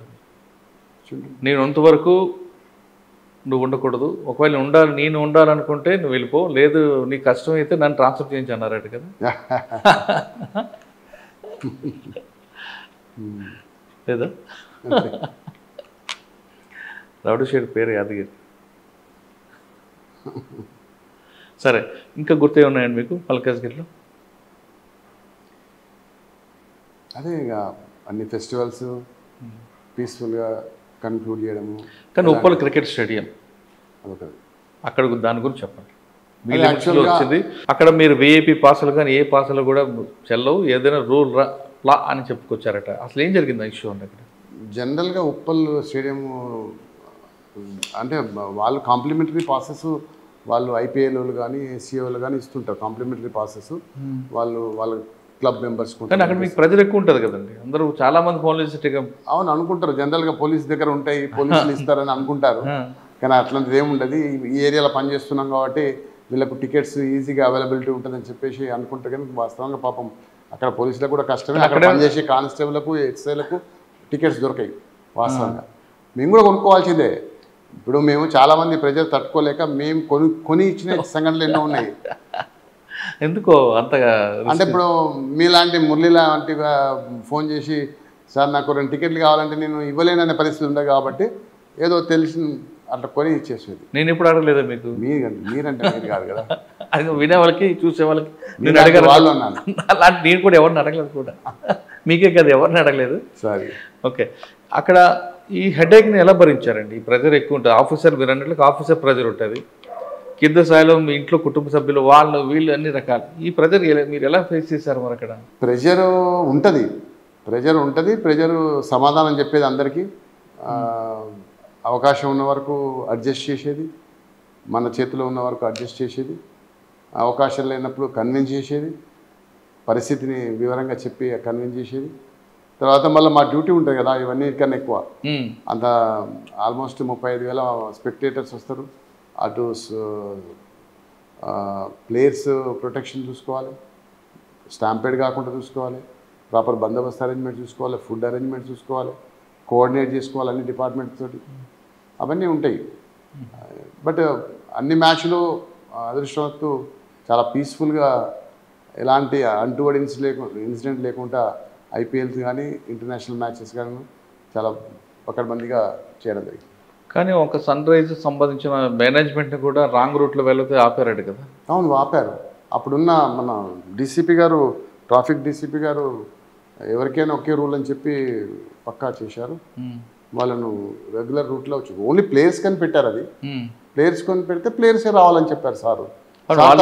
వాళ్ళు ఈవెంట్ మేనేజర్లు కదా, వాళ్ళని ఆపుతారా అని అక్కడేం అంతకుముందు చెప్పలేదు కదా. ఈవెంట్ మేనేజర్ ఇట్లా రావాలని ఉంటే సార్ అలో చేద్దురు, కానీ ఈవెంట్ మేనేజర్ ఇట్లా అని లేదు. ఓన్లీ ప్లేయర్స్ వే అని ఉన్నారు కాబట్టి ప్లేయర్స్ని అలో చేశారు. అంటే ఎవరైనా రూల్ ఆఫ్ లా అంతే. ఓకే, తర్వాత ఎక్కడికి వచ్చారు సార్? మల్కాజ్గిరి తర్వాత మళ్ళీ కొంతకాలం హ్యూమన్ రైట్ కమిషన్లో ఉన్నాను. తర్వాత మళ్ళీ ఇంటెలిజెన్స్కి వచ్చాను, మళ్ళీ బాలనగర్కి వచ్చాను. ఓకే, బాలనగర్ వచ్చారు. ఇక్కడ కల్చర్ ఏముందండి? Crime culture. ఒకప్పుడు రియల్ ఎస్టేట్ వివాదాలు, రౌడీజం ఉండేది, ఇప్పుడు ఉందా? ఇది అంతా ఇండస్ట్రియల్ ఏరియా అండి. ఇది ఆల్మోస్ట్ మినీ ఇండియా అనుకోవాలి. ఈ బాలనగర్, జీడిమంటలు కానీ, జిగదిరుగుట్ట కానీ చాలా హైలీ డెన్సిటీ ఏరియా. ఇది అంతా పాపులేషన్ ఎక్కువ, క్రైమ్ ఎక్కువ, ఎస్పెషల్లీ ఎలోప్మెంట్స్, మిస్సింగ్ కేసెస్ ఇవి చాలా ఎక్కువ అవుతుంటాయి. ఎవ్రీ డే మిస్సింగ్ కేసెస్ ఉంటాయి. ఏదో ఒక పని మీద ఇష్టంతో మేల్ పోతారు, ఫీమేల్ పోతారు, చిల్డ్రన్ పోతారు, రకరకాల మిస్సింగ్ కేసెస్ ఉంటాయి. ఇది ఒక ఛాలెంజింగ్ మాకు వాస్తవంగా. మిస్సింగ్ కేసులలో మేము ప్రతి మిస్సింగ్ కేసును కూడా అదొక మర్డర్ అయిందా అనే యాంగిల్లో చూసుకోవాలి. ఆడ సేఫ్గా ఉండేదాకా కూడా మేము దాన్ని ఛాలెంజింగ్గా తీసుకొని అట్లాంటి క్రైమ్స్ ఎక్కువ ఉంటాయి. ఇక్కడ ప్రాపర్టీ అఫెన్సెస్ ఉంటాయి. ఎన్ని ఉండండి మిస్సింగ్ కేసులు ఇక్కడ? మిస్సింగ్ కేసెస్ హండ్రెడ్స్, 200, 300 రిపోర్ట్ అవుతాయి ఎవ్రీ. అంటే అందులో ట్రేస్ ఉంటే ఎన్ని ఉంటాయి? ట్రేస్ కానివన్నీ ఉంటాయి అంటే ట్రేస్ కానీ కూడా ఒక 20% దాకా ఉంటాయి. అంటే వాళ్ళు ఎక్కడికి వెళ్ళిపోయారండి? అంటే కొన్ని ఎలోప్మెంట్స్ అవుతారు, కొంతమంది వాళ్ళ సొంతూరులోకి పోతారు, అడ్రస్లు దొరికాయి, అడ్రస్లు మారుతారు. అంటే మ్యాక్సిమం అంటే అంత టెన్సే ఉండవు, అంత టెన్సే ఉండదు. సార్ మీరు అది కాకుండా మీరు ఫైర్ డిపార్ట్మెంట్లు, జీడిమెట్ల ఇవన్నీ ఉన్నాయి. ఎక్కువగా రౌడీజంగా ఉంటుంది కనిపిస్తుంది. రోడామేశ్వర నగర్ అని, జీడిమెట్ లిమిట్స్, సురారం అన్నీ కూడా. వాటి మీద మీ ఫోకస్ ఏముంది? ఈ మధ్యకాలంలో బాలనగర్, జగదీర్గుట్ట వీళ్ళందరూ రౌడీ షీటర్స్ అందరిని పిలిపించి వాళ్ళకు కూడా కౌన్సిలింగ్ ఇవ్వడం జరిగింది. మళ్ళీ ఇట్లాంటి కేసులలో వాళ్ళు ఆల్రెడీ పాత నేరస్తులను మేము ఎప్పుడు కూడా ఇబ్బంది పెట్టాము. వాళ్ళు ఒకవేళ బై ఛాన్స్ వాళ్ళు ఏదైనా కేసులో ఇరుక్కుండి, మిస్టేక్లో ఇరుక్కుండి రౌడీ షీట్ ఓపెన్ అయినా కూడా మా సిపి గారు క్లియర్గా చెప్పాడు, ఎవరైతే యాక్టివ్గా ఉన్న వాళ్ళే ఉండాలి, యాక్టివ్ లేని వాళ్ళు అందరిని తీసేయండి, షీట్లు క్లోజ్ చేయమని చెప్పాడు. Not only rowdy sheets, suspect sheets కూడా. మన ఫోకస్ అంతా ఎవరైతే యాక్టివ్గా ఉన్న వాళ్ళదే వాళ్ళ మీద పెట్టాలని సార్ చెప్పాడు. సార్ చెప్పిన విధంగా యాక్టివ్ ఉన్న వాళ్ళ మీదనే ఉంచాం.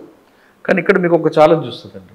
ఇక్కడ ఎవడు యాక్టివా ఎవడు ఇదా అని తెలియదు, ఎవరు కొత్తగా క్రిమినల్ అవుతాడో కూడా తెలియదు. అటువంటి కల్చర్ ఉన్న ఏరియా ఇది. మీరు చెప్తున్నారు ఫ్లోటింగ్ ఏరియా, మినీ ఇండియా వస్తుంటాడు, వాడు ఏదో సడన్గా ఒక క్రైమ్ చేస్తాడు, పారిపోతుంటాడు. ఆ ఛాలెంజ్ ఎలా మీరు ఫేస్ చేస్తారు? రెగ్యులర్గా ఉన్నవాడు అనుకుంటే మీరు ఫోకస్ ఉంటుంది. హైదరాబాద్లో నేరం చేసి పారిపోయి దొరక్కుంటే ఉండడు. హైదరాబాద్ అనేది ఇండియాలోనే కాదు ప్రపంచంలో బిగ్గెస్ట్ సిటీ. మన హైదరాబాద్లో విపరీతమైన సీసీటీవీ కెమెరాస్ ఉన్నాయి. మన తెలంగాణ పోలీస్లో టెక్నాలజీ ఇనిషియేషన్స్ బాగా వచ్చినాయి. ఏ కేసును కూడా మనం ఆల్మోస్ట్ 24 అవర్స్లో ఛేదిస్తాం. ఇక్కడి నుంచి పారిపోయి అనేటట్టు లేడు. అంటే కొన్ని కేసులు దొరకట్లేదు కదా, రేర్ కేసెస్. క్లూ ఉంటుంది, అఫెండర్ ఐడెంటిఫై అవుతాడు, దొరకకపోవచ్చు. అంటే ఈ ప్రాబ్లం సొల్యూషను మీరు చెప్తున్నట్టుగా మినీ ఇండియా కాబట్టి ఫ్లోటింగ్ కాదు, వాళ్ళ ఐడెంటిఫికేషన్, వాళ్ళ వేరియబుల్స్, వాళ్ళ ఆధార్ కార్డులో ఒక మీరు మెయింటైన్ చేస్తే వాళ్ళకి ఎప్పటికీ ఉంటారండి. ఎవరైతే వీళ్ళు లేబర్ని పట్టుకొచ్చారో వాళ్ళు లేబర్ మేస్త్రి ఉంటాడు. ప్రతి దాంట్లో కూడా లేబర్ మేస్త్రి ఉంటాడు. ఆ మేస్త్రికి సంబంధించి అందరు వాళ్ళకు, ఆ బీహార్ సంబంధించి, ఆ డిస్ట్రిక్ట్ సంబంధించిన వాళ్ళు ఎవరి వివరాలు వాళ్ళకు ఉంటాయి. ఏదైనా చిన్న ఇన్సిడెంట్ అయితే వాళ్ళు కూడా కోఆపరేట్ చేస్తారు. అచ్చా, మీరు ఇదాక చెప్తున్నట్లుగా మిస్సింగ్ కేసు ఎక్కువగా ఛాలెంజ్ అంటారు. మిస్సింగ్ కేసు ఒకటి వచ్చింది అనుకోండి, పోలీస్ యాక్షన్ ఏ రేంజ్లో ఉంటుందండి? ఇప్పుడు ఇమీడియట్గా స్టెప్స్ ఎలాగ ఉంటాయండి? ఇప్పుడు ఇమీడియట్గా మిస్సింగ్ అయిన పర్సన్ సంబంధించిన సెల్ ఫోన్ డేటా తీసుకుంటాం, అతని వివరాలు తీసుకుంటాం, సీసీటీవీ ఫుటేజ్ వెరిఫై చేస్తాం, లుకౌట్ నోటీసెస్ సర్వ్ చేస్తాం, ఆయనకి ఏమైనా రైవలరీ ఉందో చూస్తాం, బ్యాక్గ్రౌండ్ చెక్ చేస్తాం. చెక్ చేసుకుని యాంగిల్లో డిటెక్ట్ చేస్తాం. ఏమైనా ఎలోప్మెంట్స్ ఉన్నాయా, ఏమైనా ఫైనాన్షియల్ ప్రాబ్లమ్స్ ఉండిపోయిందా, లేకపోతే ఏదైనా వేరే వాళ్ళు ఏమైనా చేశారా, ఆ యాంగిల్లో మనకు తెలిసిపోతుంది. ఒక కంప్లైంట్ రాగానే అది ఏ టైప్ అనేది మనకు ఇమీడియట్గా అర్థమైపోతుంది. అందులో సీరియస్నెస్ ఉందనుకోండి, సీరియస్నెస్ ఉంటే అది వితిన్ 24 అవర్స్ మేము దాని వెంటనే పడతాం. ఆల్మోస్ట్ 24 అవర్స్లో చేస్తాం. సీరియస్నెస్ ఉంటే మాత్రం వదిలిపెట్టాం. డెవలప్మెంట్ అంటే కొంచెం అంటే సేఫ్ ఇన్ సమ్ హ్యాండ్స్ అన్నట్టు. అచ్చా, సేఫ్ అంటే మీరు కొంచెం రిలాక్స్ అవుతారు, అంతే కదా. కాదు అంటే ఇంకా రోడ్డు మీదకి వస్తారు. సార్ ఎక్కువగా పోలీస్ దాని మీద కూడా ఎఫర్ట్ చేస్తాము, అట్లేని కాదు, అది కూడా ట్రేస్ అవుట్ చేస్తాము. కాకపోతే అంత అది ఉంది. కానీ పోలీసులు మీకు విజిబుల్ పోలీసింగ్ ఇష్టమా, లేదు కమ్యూనిటీ పోలీసింగ్ ఇష్టమా, లేదు కమ్యూనికేషన్ పోలీసింగ్ ఇష్టమా? మీకు విజిబుల్ పోలీసింగ్, కమ్యూనిటీ పోలీసింగ్ ఇష్టం అండి. మనం పోలీస్ స్టేషన్లో కమ్యూనికేషన్ చేసుకుంటూ కూర్చున్న దానికన్నా మనం ప్రజల్లో మమేకమై ప్రజలతోటి ఉండి ప్రజల్లో కలిసి ప్రజల్లో తిరిగి మనం పోతే మనకు ఎక్కువ నాలెడ్జ్ వస్తుంది. మనం ప్రజల దగ్గర పోతే 100 కంప్లైంట్స్ చెప్తారు మనకు. మనం పోలీస్ స్టేషన్కి ఉంటే ఎవరు రారు, ఇక్కడికి ఎవరో బాధితుడు ఇబ్బంది పడ్డోడు వస్తారు తప్ప అందరు రారు. కాబట్టి మనం ప్రజల్లోకి వెళ్తేనే మనకి ఏం జరుగుతుంది మన ఏరియాలో అనేది మనకు తెలుస్తుంది. తద్వారా మనం దాన్ని ఆ క్రైమ్ కంట్రోల్ చేయడానికి అవకాశం ఉంటుంది. కానీ ఇప్పుడు మీరు సూపర్వైజింగ్ ఆఫీసర్ ఉన్నారు కదా, మీరు ఫీల్డ్లోకి వెళ్తే మరి మీ వాళ్ళు ఇబ్బంది పడతారు కదా? అట్లేం లేదు, మాకు కూడా మా సిపి గారు క్లియర్ ఇన్స్ట్రక్షన్స్ ఉన్నాయి. ఎవ్రీ వీక్లీ 2 రోజులు విజిబుల్ పోలీసింగ్లో భాగంగా మేము వెళ్ళాలి. నేను కూడా స్వయంగా పెట్రోకార్లో తిరుగుతా. పెట్రోకార్లో తిరిగి డయల్ 100 కాల్స్ కూడా నేను అటెండ్ చేసినాను. డయల్ 100 కాల్ రావడం, యాక్సెప్ట్ చేయడం, రీచ్ కావడం, ప్రాబ్లం తెలుసుకోవడం, దాన్ని లీగలైజ్ చేయడం, అట్లా నేను కూడా చేస్తాను. ఏసీపీ అనే ఆఫీస్ కాదు, లేదు, మనం తెలుసుకోవాలి ఫీల్డ్ ఏం జరుగుతుందని తెలుసుకోవాలని కదా సిపి గారు ఆ విధంగా పెట్రోకార్లో తిరగాలని చెప్పాడు సార్. ఓకే సార్, ఫైనల్గా మీరు రాగానే ఒక ప్రెస్ మీట్ పెట్టారు, 100 మంది ఫోన్లు ఇప్పించారు. ఆ ప్రెస్ మీట్ ఏంటి, మీరు ఫోన్లు ఇవ్వగానే వాళ్ళ రియాక్షన్ ఏంటండి? అంటే ఎక్కువగా మిస్సింగ్ అయిన ఫోన్లా లేదా థెఫ్ట్ అయిన ఫోన్లా? కొన్ని థెఫ్ట్ అయిన ఉంటాయి, మ్యాక్సిమం మిస్సింగ్ అయిన కేసులు. వాళ్ళు మనకు మిస్ అయినా థెఫ్ట్ అయినా మనకు వచ్చి కంప్లైంట్ చేస్తారు పోలీస్ స్టేషన్లో. కంప్లైంట్ చేయగానే మనకు CEIR అనే ఒక రిజిస్టర్ ఉంటుంది, ఆ పోర్టల్ ఉంటుంది. ఆ పోర్టల్లో మనం అప్లోడ్ చేస్తాం. అప్లోడ్ చేసిన తర్వాత ఇమీడియట్గా IME నెంబర్ ద్వారా మనం కన్ఫర్మ్ చేసుకుంటాం అతని నెంబరా కాదని. చేసుకొని అది కన్ఫర్మ్ అయిపోయిన తర్వాత IME నెంబరు మనం అక్కడ బ్లాక్ చేస్తాం, మళ్ళీ చేస్తాం. ఆ బ్లాక్ చేసిన వెంటనే వాళ్ళ దాంట్లో మళ్ళీ కొత్త సిమ్ వేసి, అది ఇమ్మీడియట్గా కొత్త సిమ్ వేసిన వెంటనే కంప్లైంట్కు at the same time police స్టేషన్కి మెసేజ్ వస్తుంది. మెసేజ్ వచ్చిన బట్టి మనం వాళ్ళ అడ్రస్ ట్రేస్ అవుట్ చేసి వాళ్ళని మనం కన్విన్స్ చేస్తాం. ఈ ఫోను థెఫ్ట్ అయింది, ఈ ఫోను మిస్ అయింది, మీ చేతిలోకి వచ్చింది, మళ్ళీ అనవసరంగా మీరు క్రైమ్లో ఇరుక్కుంటారు, మీరు హ్యాండ్ ఓవర్ చేయమని కన్విన్స్ చేస్తాం. చేస్తే చాలామంది కూడా, ఎందుకంటే వాళ్ళకి పని చేయదు ఆ ఫోను, ఎందుకంటే బ్లాక్ చేసినాం కాబట్టి వాళ్ళకి పని చేయదు ఆ ఫోను. కాబట్టి వాళ్ళు విధి లేని పరిస్థితుల్లో మళ్ళీ పోలీస్ స్టేషన్కి తీసుకొచ్చి ఇస్తారు. అంటే కొంతమంది కొనుక్కుంటారు పాపం, కొంతమంది కొనుక్కుంటారు తెలియక, కొనుక్కున్న వాళ్ళు తీసుకొచ్చి పోలీస్ స్టేషన్లో ఇస్తారు. ఇచ్చిన తర్వాత ఈ ఫోన్స్ ఐడెంటిఫై చేసి మేము అందరం విక్టిమ్స్ అందరం పిలిచి ఈ మధ్యకాలంలో 2,20 లక్షల వాల్యూ ఫోన్స్ మా డివిజన్లో, బాలనగర్ డివిజన్లో ఒక 100 ఫోన్లు డిస్పర్స్ చేసినాం. అప్పుడు వాళ్ళు చాలా ఆనందపడ్డారు. ఎందుకంటే అందరూ థెఫ్ట్ అయిన కాకుండా మిస్సింగ్ ఉంటాయి, వాళ్ళ ఇళ్ళలో పెట్టుకుని మర్చిపోయి ఉంటారు కదా కొన్ని. అవి ఉంటాయి, మిస్సింగ్ ఉంటాయి. మిస్సింగ్ ఉన్నా కూడా అందుకనే మనం చెప్తున్నాం, మిస్ అయినా థెఫ్ట్ అయినా ఇమ్మీడియట్గా పోలీస్ స్టేషన్లో కంప్లైంట్ చేయాలని చెప్తున్నాం. కరెక్ట్. ఐఎంఐ నెంబర్ లేదనుకోండి, అప్పుడు ఐఎంఈ నెంబర్ లేకుంటే సిమ్ నెంబర్ ఉంటుంది కదా, దాని ద్వారా మేము ఐఎంఈ కనుక్కుంటాం. అది పెద్ద ప్రాసెస్ కదా అది. మరి ప్రాసెస్ ఏం కాదు అది. ఇప్పుడు వాళ్ళ సిమ్ నెంబర్ ఉంటుంది కదా, వాళ్ళ సిమ్ నెంబర్ ద్వారా మేము ఐఎంఈ నెంబర్ కనుక్కొని మళ్ళీ అది కూడా బ్లాక్ చేయొచ్చు. అచ్చా, అంటే కొంతమంది కావాలని ఇంట్లో చెప్పకుండా అమ్మడం, లేదా చెప్తూ చేస్తున్నట్టు తీసుకెళ్లి ఫోన్లన్నీ బంగ్లాదేశ్ పంపడం చేస్తుంటాడు. మరి అటువంటిప్పుడు దేశం దాటి ఫోన్లు మీరు ఎలా తీసుకోవచ్చు? దేశం దాటి ఫోన్లు పోతే వాటిని బ్లాక్ చేస్తాం అంతే, వాళ్ళకి యూజ్ కావు. కాబట్టి ఇప్పుడు అలాంటి థెఫ్ట్లు కూడా తగ్గినాయి. ఈ సిఏఆర్ పోర్టల్ వచ్చిన తర్వాత థెఫ్ట్లు కూడా జరిగినాయి. సార్, సాధారణంగా ఫోన్లు కొత్తగా కొనుక్కోమంటారా, ఇలాంటి సెకండ్ హ్యాండ్ కొనుక్కోమంటారా? కొత్తవి కొనుక్కోవాలి. తక్కువలో వస్తుంది కదా అని కొనుక్కుంటాం కదా. అదే మోసపోద్దు. తక్కువలో వస్తుంది అంటే దానికి ఎలాంటి రిసిప్ట్స్ ఉండేవి, అది థెఫ్ట్ చేసిందా, లేకపోతే ఏదైనా చీటింగ్ కేసులో ఇన్వాల్వ్ అయిందా, ఏదైనా క్రైమ్లో ఇన్వాల్వ్ అయిందా తెలియకుండా మనం కొనుక్కుంటే మనకి ఇబ్బంది వస్తుంది. కాబట్టి అది మనకు అన్ని ధరలలో ఫోన్లు ఉన్నాయి, ఏ ధరలో మనకు కావాలంటే ఆ ధరలో కొనుక్కోవచ్చు. అంటే మనకు డబ్బులు తక్కువ ఉండాలి, ఎక్కువ ఫెసిలిటీస్ కావాలని ఫోన్లు ఉంటాయి. మా వాళ్ళు కొంతమంది కొంటుంటారు, కొంతమంది తెలియక. అట్లా కొనొద్దని మా విజ్ఞప్తి. సార్, ఫైనల్గా ఇప్పుడు ట్రెడిషనల్ క్రైమ్లోకి ఉన్న టైంలో వచ్చిన మీరు ఇప్పుడు సైబర్ క్రైమ్ చూస్తున్నారు. ఈ సైబర్ క్రైమ్ పెద్ద ఛాలెంజ్ కనిపిస్తుంది. దీంట్లో కేసు అయిన తర్వాత ఇన్వెస్టిగేషన్ చేయడం బెటర్ అంటారా? అసలు కేసు కాకుండా పబ్లిక్ అందులో పడకుండా ఉండాలంటే ఏం చేయాలి? అంటే అసలు prevention is better then cure అంటారు. Prevention is better then cure అని మేము దీంట్లో ఈ సైబర్ నేరాలు ఇప్పుడు మన భారతదేశాన్ని పట్టి పీడిస్తున్న పెద్ద సమస్య సైబర్ నేరాలు. దీనివల్ల ఎన్నో కోట్లు ఈ సైబర్ ఫ్రాడ్లెంట్ తీసుకుపోతున్నారు. రోజు నెంబర్ ఆఫ్ కేసెస్ రిపోర్ట్ అవుతున్నాయి. ఇది కేవలం చదువుకున్న వాళ్ళు, బాగా స్మార్ట్ ఫోన్ వాడేటోళ్ళే దీనికి బాధితున్నారు.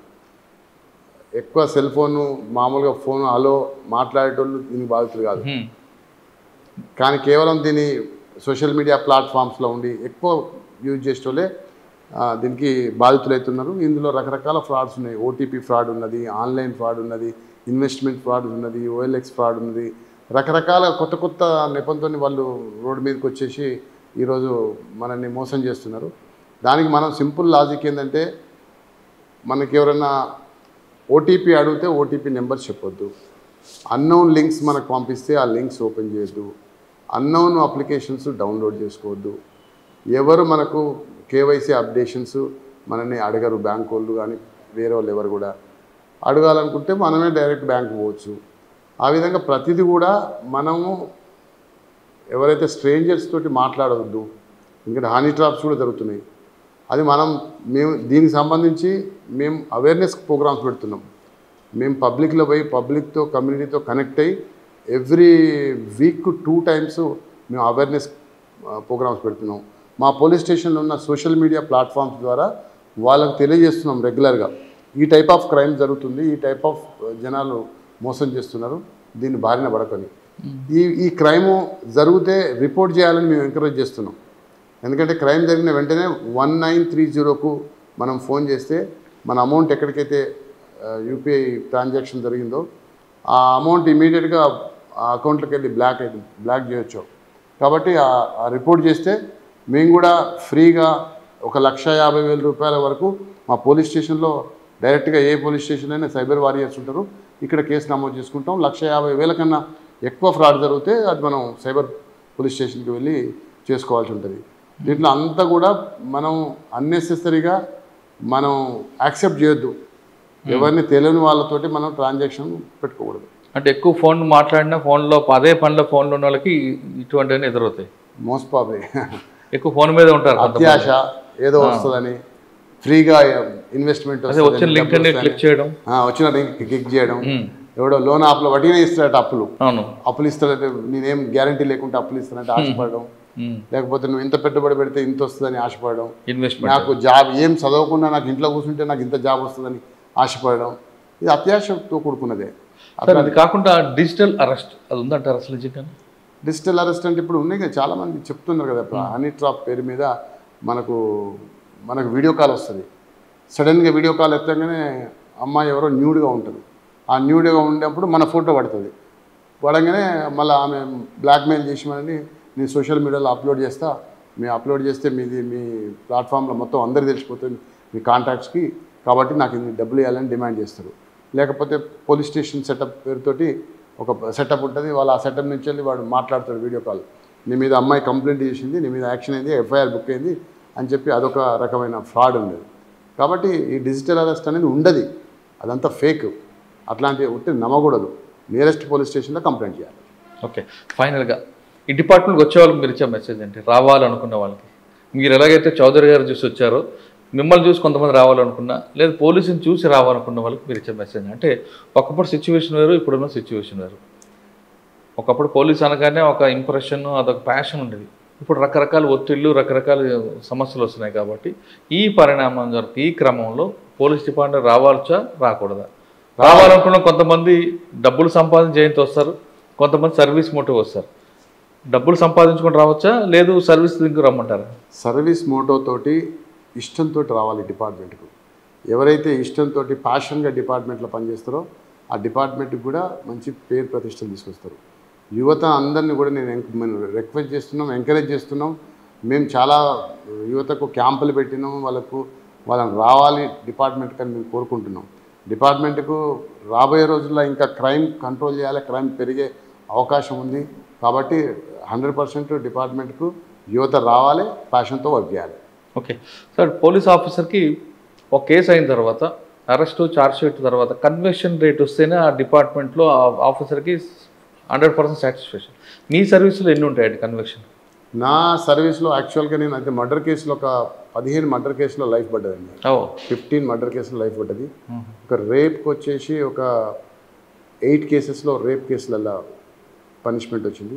పోక్సో కేసెస్లో కూడా పనిష్మెంట్ వచ్చింది. SC STలో కూడా ఒక 4 కేసుల పనిష్మెంట్ వచ్చింది. సబ్ ఇన్స్పెక్టర్ ఉన్నప్పుడు అన్న గుర్తులేదు ఇప్పుడు అవన్నీ.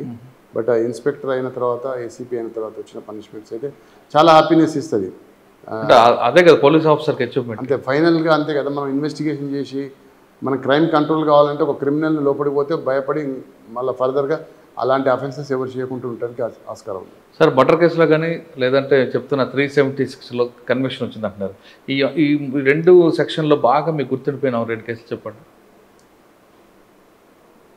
ఒక కేసు అండి, అది ఖమ్మం రూరల్లో నేను ఇన్స్పెక్టర్గా పనిచేస్తుంటే,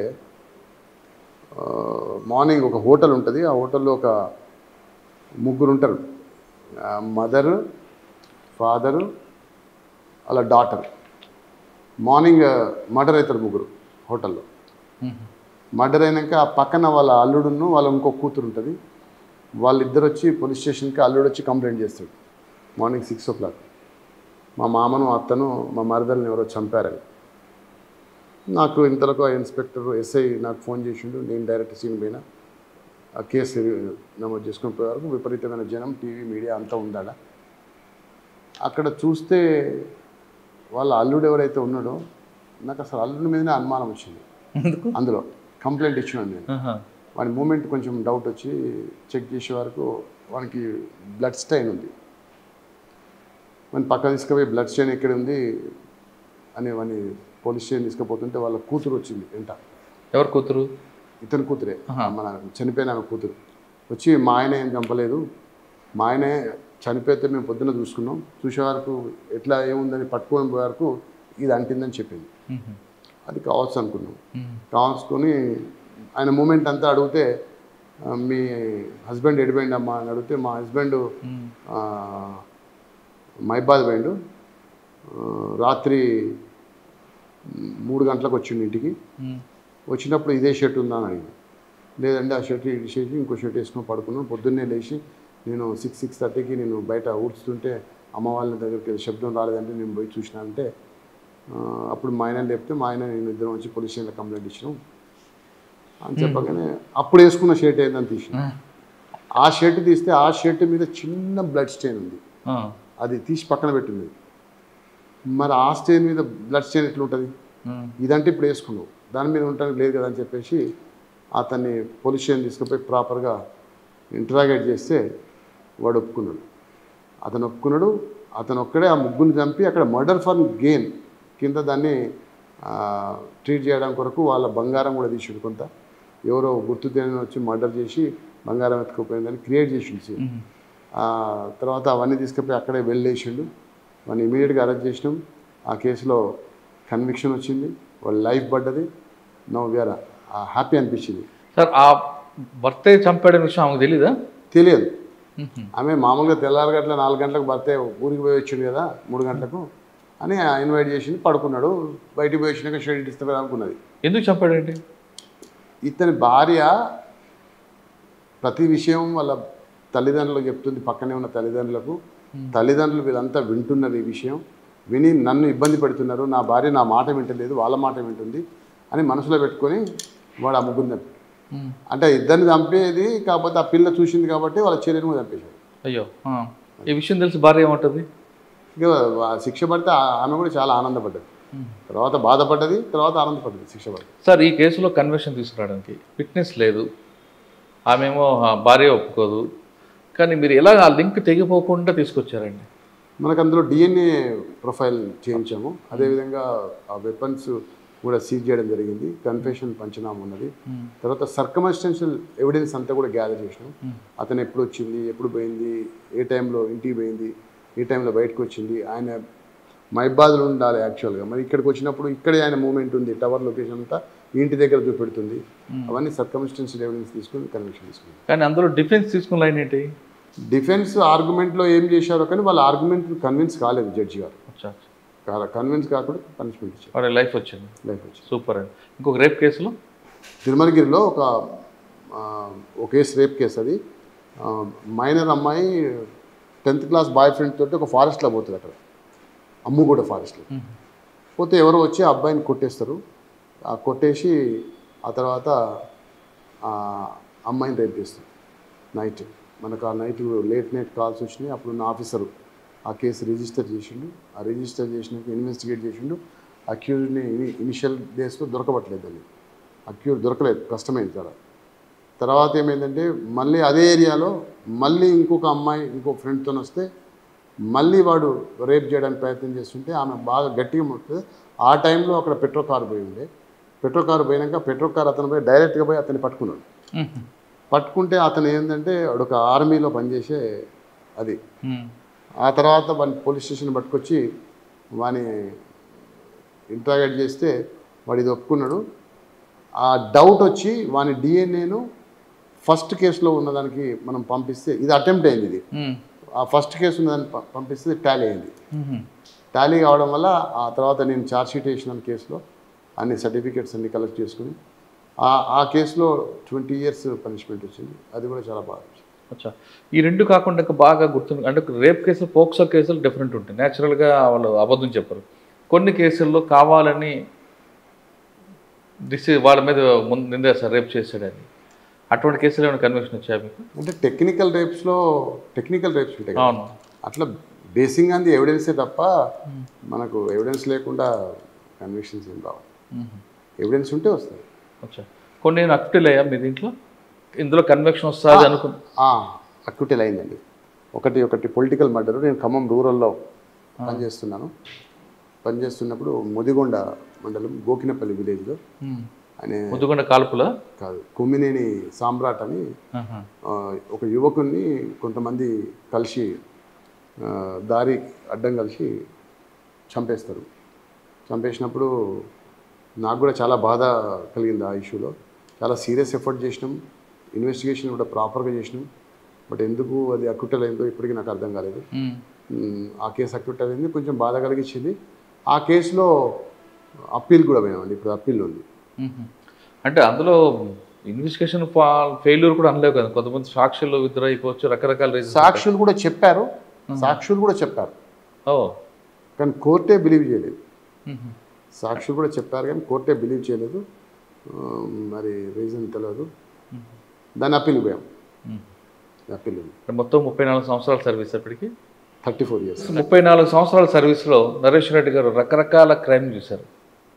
అయితే ఆయనలో నిజాయితీ ఒకటి ఏంటంటే 2 విషయాలు కనిపిస్తాయి. ఒకటి, ఒక కేసుని ఖచ్చితంగా ఫాలోఅప్ చేయడం, ఆ ఛార్జ్ షీట్ వేయడం, అందులో కన్విక్షన్ తీసుకురావడంలో ఆయన ఎక్కడ కూడా లింక్ మిస్ కాకుండా చేసుకొచ్చారు.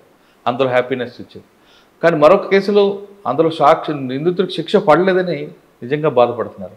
అది కూడా ఆయన గొప్పతనమే. ఇక్కడ ఆయన ఫైనల్గా ఆయన చెప్పేది ఏంటంటే, ఏ ఆఫీసర్కైనా కేసులో శిక్ష పడాలంటే ముందు ప్యాషన్ ఉండాలంటున్నారు. ఆ ప్యాషన్ ఉందంటే ఖచ్చితంగా అందులో కన్విక్షన్ వస్తుంది. ఏదో మనం మొక్కుబడిగా చేసి వెళ్తే ఆ కేసుకి రాదు అంటారు.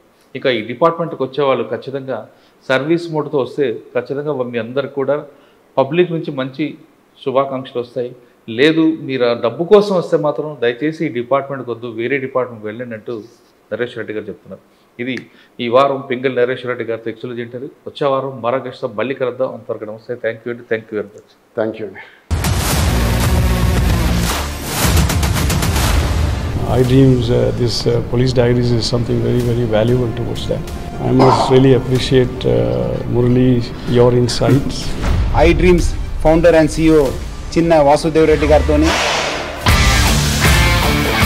మురళీధర్ క్రైమ్ స్టోరీస్ చాలా ఫేమస్ అయిపోయినావు.